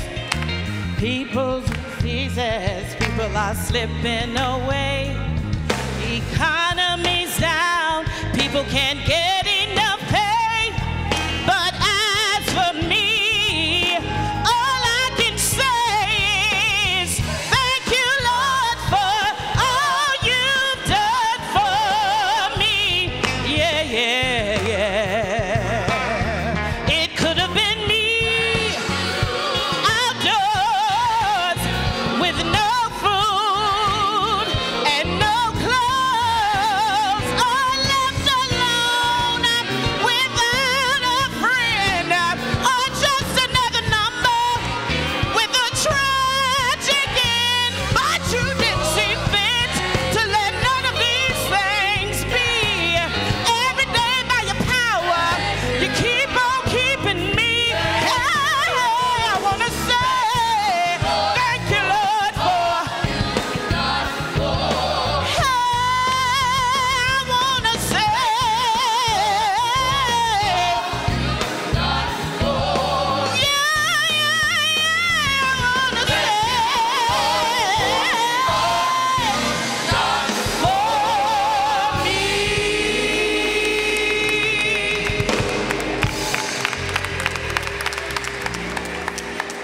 We have so many very, Jeanette, come please.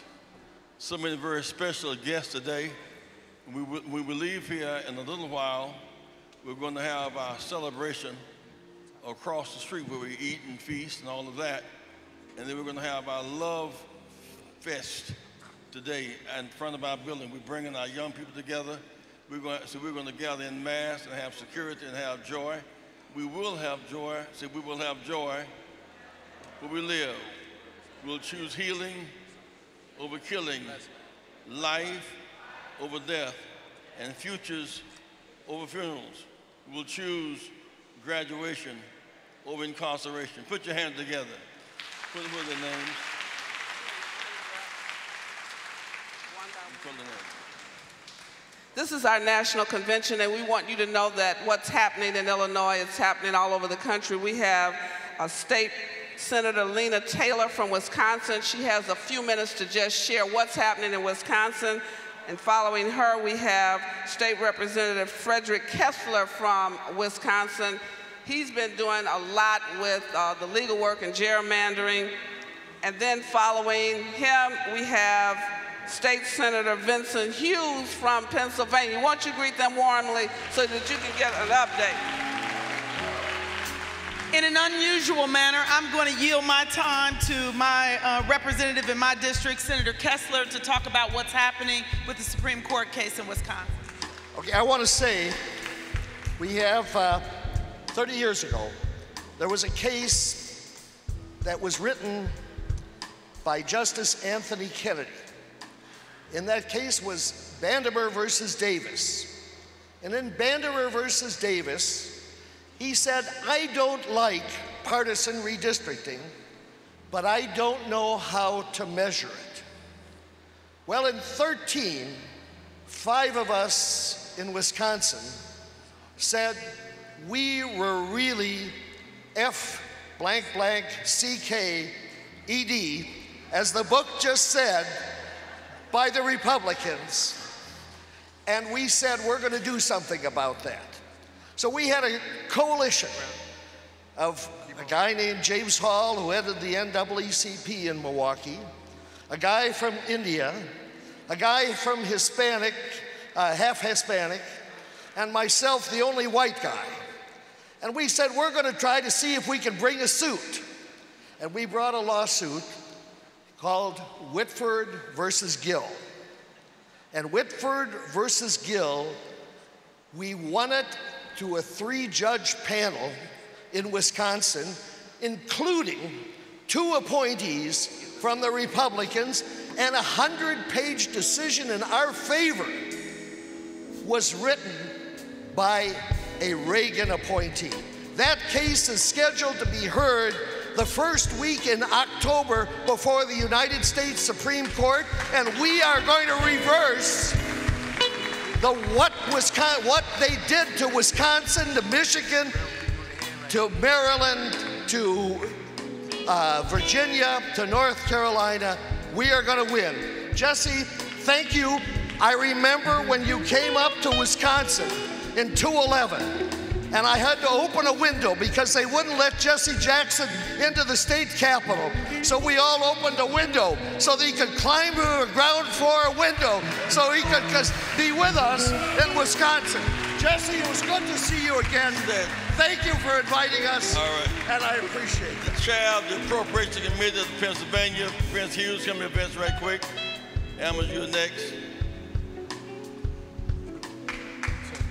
What's up, Chicago? I'm a little neighborhood guy from West Philadelphia. You know the Will Smith thing, West Philadelphia born. That's me. I'm from Philadelphia. And Jesse, Reverend Jackson, on behalf of all of us relatively new legislators who come out of your tradition, we want to thank you for everything that you've done to lead the way. I need Barbara Arnwine to come up here real quick and stand next to me. Give Barbara another round of applause. Yeah, just this morning, Reverend Jackson deputized Barbara to lead this commission on voting and voting suppression. And there's going to be a national effort led by Rainbow Push, led by Barbara, to find out exactly what's happening in every state in the nation around voting suppression. Barbara's going to lead it. And I am making the commitment as the chair of the Appropriations Committee in the Senate in Pennsylvania to host the first gathering. And we will cover all the expenses. We will make sure everybody is set. We'll make sure everything is covered. Why are we doing that in Pennsylvania? Well, we had a situation in Pennsylvania where, long story short, 50,000 people registered to vote in the last couple of weeks before the election. In Philadelphia, your sister city, in Philadelphia, 20,000 of those individuals never made it on the rolls to vote on election day. 20,000 never made it on the rolls. Never. So we feel this, we understand this. As the author of automatic voter registration in Pennsylvania, Senate Bill 608, we're hosting. And we're going to make sure everything is covered and everything is taken care of. But I gotta say this, For all those folks who are listening, who are paying attention, or maybe casually watching this on television, listening on the radio, who believe that voting doesn't matter, we're here to tell you that if you fight, as Reverend would say, you win. In Pennsylvania, we had a previous governor who did not want to accept all of the aspects of the Affordable Care Act. He did not want to put it in place. But we fought him, and we fought him, and we fought him. We fought him so much, though, that our resolution won in the Senate in Pennsylvania, 40-10, to put it in place, but he refused to acknowledge it. So what did we do? We went to the voting rolls. We unelected him and put in a new governor. And when we put in the new governor, 2 months after his swearing in, he implemented every aspect of the Affordable Care Act. So that means 1 million people in Pennsylvania got health insurance that didn't have it. So when they say voting doesn't matter, you tell them, when we fight, we win. When we vote, we win. It does happen. It can happen. Thank you, Reverend Jackson. The reason I'm mic snatching is that two things I want to do. First of all, our family is under a lot of stress. And Jackie is not here today because Jackie's mother, my mother-in-law, died the night before last. And we feel the pain of that so deeply. Such a marvelous woman. Raised 5 children before she had a high school education. Back to high school at 55, got a GED. Community college at 57, finished Hampton at 63. Believed passionately in learning and building, and she made it happen for us. And so pray for our family today. I want Sister Ammons to come forward, and I want Barbara, and then we're going to take up our collection respectfully. We got some extra time on, we bought some extra time on TV today. with the spirit of our movement with Impact Television Station. And I want Sister Ammons, because she heads the drive to fight for the justice of temporary workers. Ammons. Thank you. Good afternoon, Rainbow Push. Thank you, Reverend Jackson, and to the Rainbow Push family. I sat in the room behind here when I was 19 years old, learning on Saturday morning from Reverend Jackson about how government works. So let me just tell you, I have never been recruited by the Democratic Party for any office that I have won, but I have won 4 offices in my electoral politics life. And I want to tell you very clearly, Reverend Jackson, it's because I believe that we need new leadership in this country, and specifically, we need new leadership in this state. We almost went over the cliff. With a couple of days left, Senator Jackie Collins was there in the Senate helping us fight back this Republican governor who wanted to kick all of us out of the state of Illinois, but we said, we will not go. And so I am here telling you, as Reverend Jackson said to us, we have 842,000 temporary workers in the state of Illinois. People who are taken advantage of, people whose wages have been stolen by their employer, people who are just simply trying to take care of their families. But we see their faces.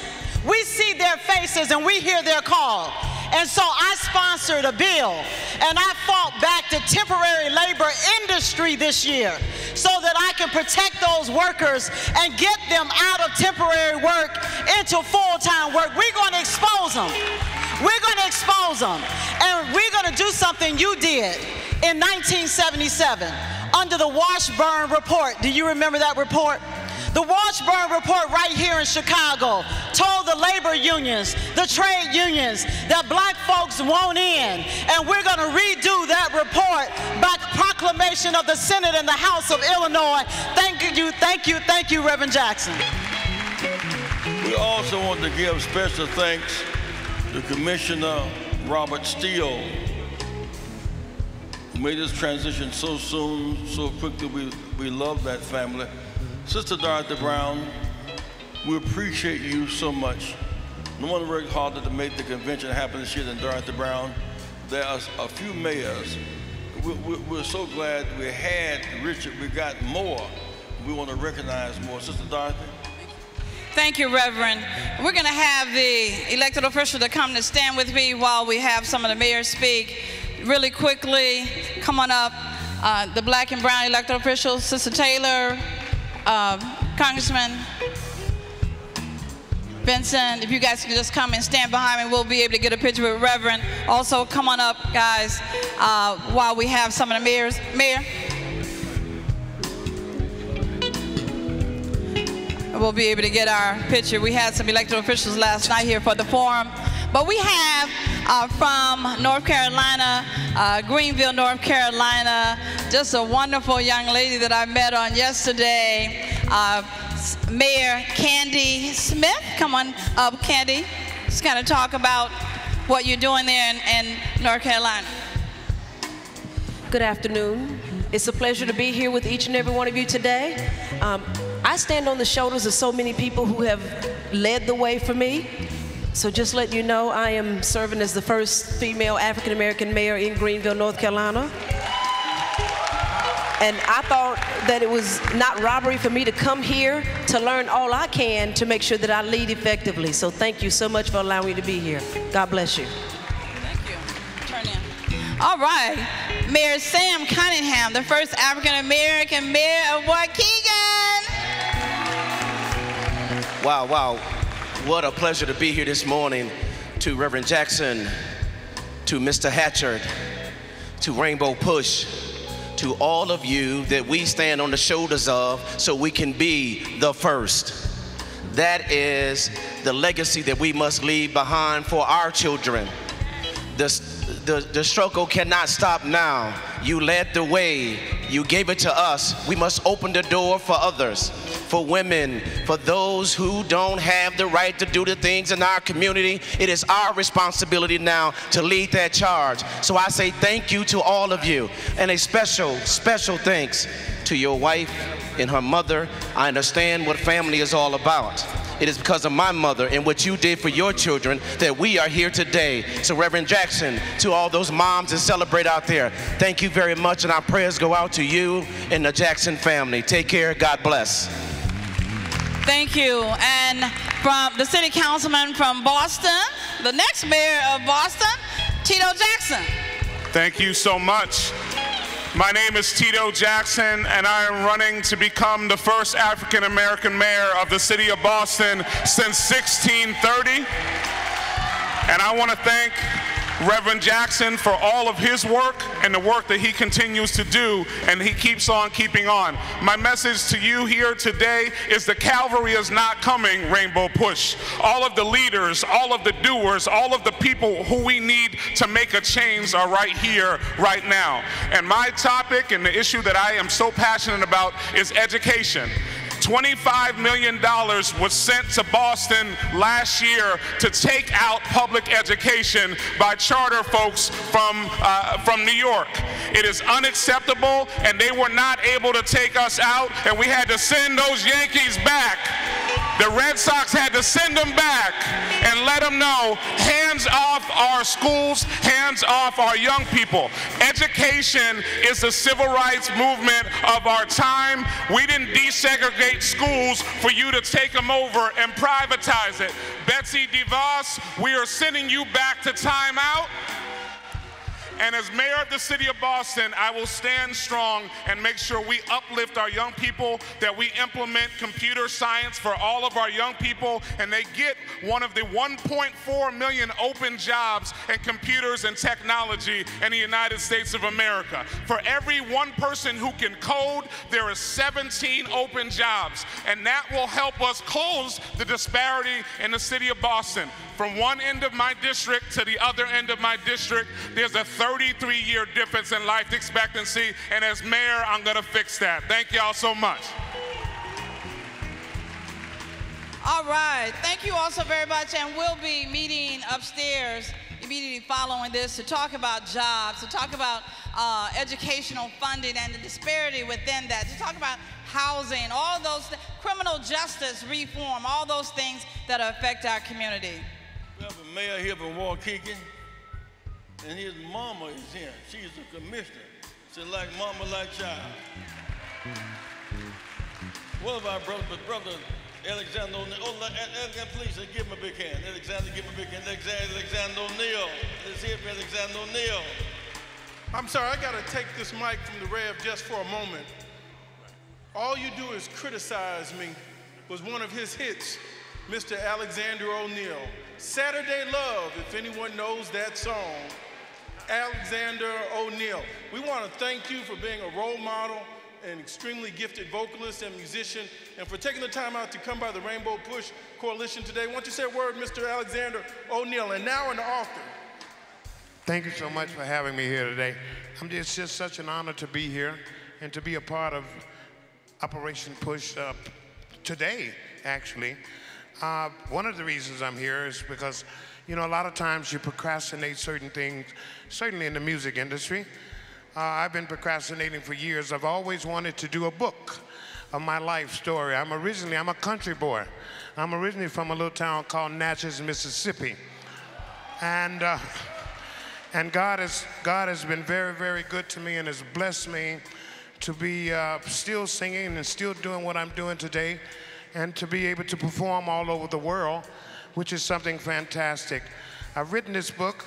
This book is actually not for the faint at heart, so it really tells it all. And it tells about my upbringing back in the 50s and the 60s and back in Mississippi, and all of the controversies and the different things that we have to go through. But I just want to say one thing, and you can get this book online. It's not actually where you come from in life, but where you're going. And I believe that. So I just want to thank you guys for having me today, and have a wonderful, blessed day. Let us bow our heads in prayer. We want to thank God for Mayor Richard Hatcher and his breakthrough 50 years ago, and Carl Stokes, who's made his transition. For these elected officials who dare serve the challenges of this day. To our sister beloved Audrey, we thank you for your powerful talent. You know you're going to sing something else before we leave. To all of you who are part of this progressive coalition, we're not elected. We're going to have a meeting upstairs. Then we're going across the street and have a big feast. Dear God, hear our prayer. Search our hearts, you know our ways.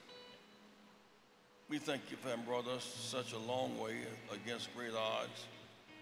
The chilly winds in our face and the rocks falling from above, it seems sometime, but Lord God, you know us. We fall down, we get up again, again and again, because nothing is too hard for you. And the ground is no place for a champion, and so we rise up, we fight back, and be the wind beneath our wings, and drive us to the upward ground. Let us say something here today, inspire somebody who's in the hospital, or who's in jail, who's grieving the loss of a loved one, whose back is against the wall. Let us be those witnesses to take them to higher ground. Amen. Now, y'all, it's collection time. It's hot in here today, but not like picking cotton. Now, don't y'all get them college? Wait, y'all stand still now. We're getting into the serious part of the politics now. I want y'all to get ready to pay some taxes. First of all, you who are with the spirit of the rainbow but not a member, I want everybody here to have a rainbow membership card in their pocket. I want you to join the rainbow. We sustain the movement with an organization. I want you to be, if you're not a paid member, get your membership today. If you're not a paid rainbow member, raise your hand. You want to be a member of the organization, raise your hand. You want to be a member, raise your hand. Thank you so much. Now, you'll give at least $100, please stand. Shh. Somebody's talking. Jonathan, y'all do a favor. Shh. Friends, everybody get real quiet and respect this part of our work. But when the dust is settled, somebody got to pay the bills.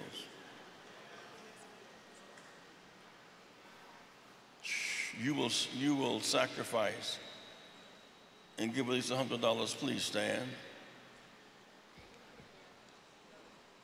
You'll give at least $100, please stand.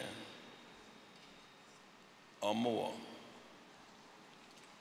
Richard Hatcher's father used to come to the meeting, couldn't write his name. We'd write his name for him, he'd make an X. That's the background of Richard Hatcher. That's where we come from. You'll sacrifice and give at least $100 check made payable to the Rainbow Push Coalition. I need some help, Jeanette. Jeanette, stand with me, please. You'll give at least $100, please stand, whoever you are, or more. Thanks, Sister DiPatalo.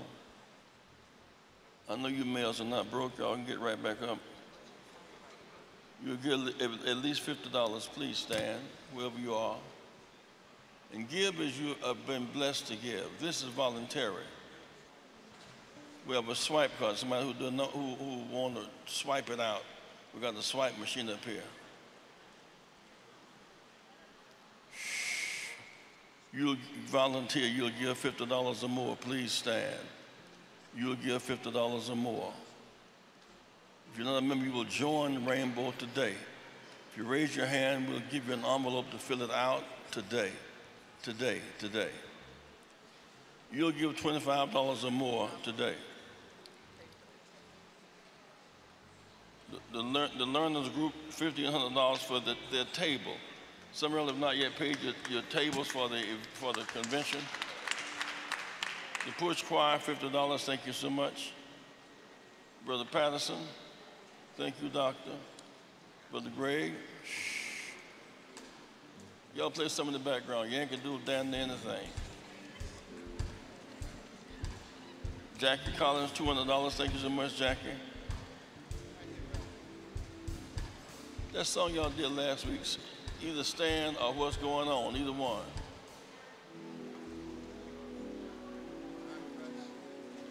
Brother Bobby Rush, $250. Thank you, Bobby.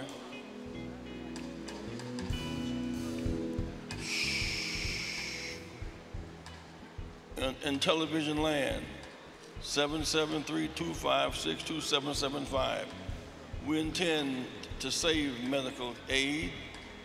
We intend to fight for jobs and justice. I want you to invest in this. RainbowPush.org today. Invest today. Yes, ma'am.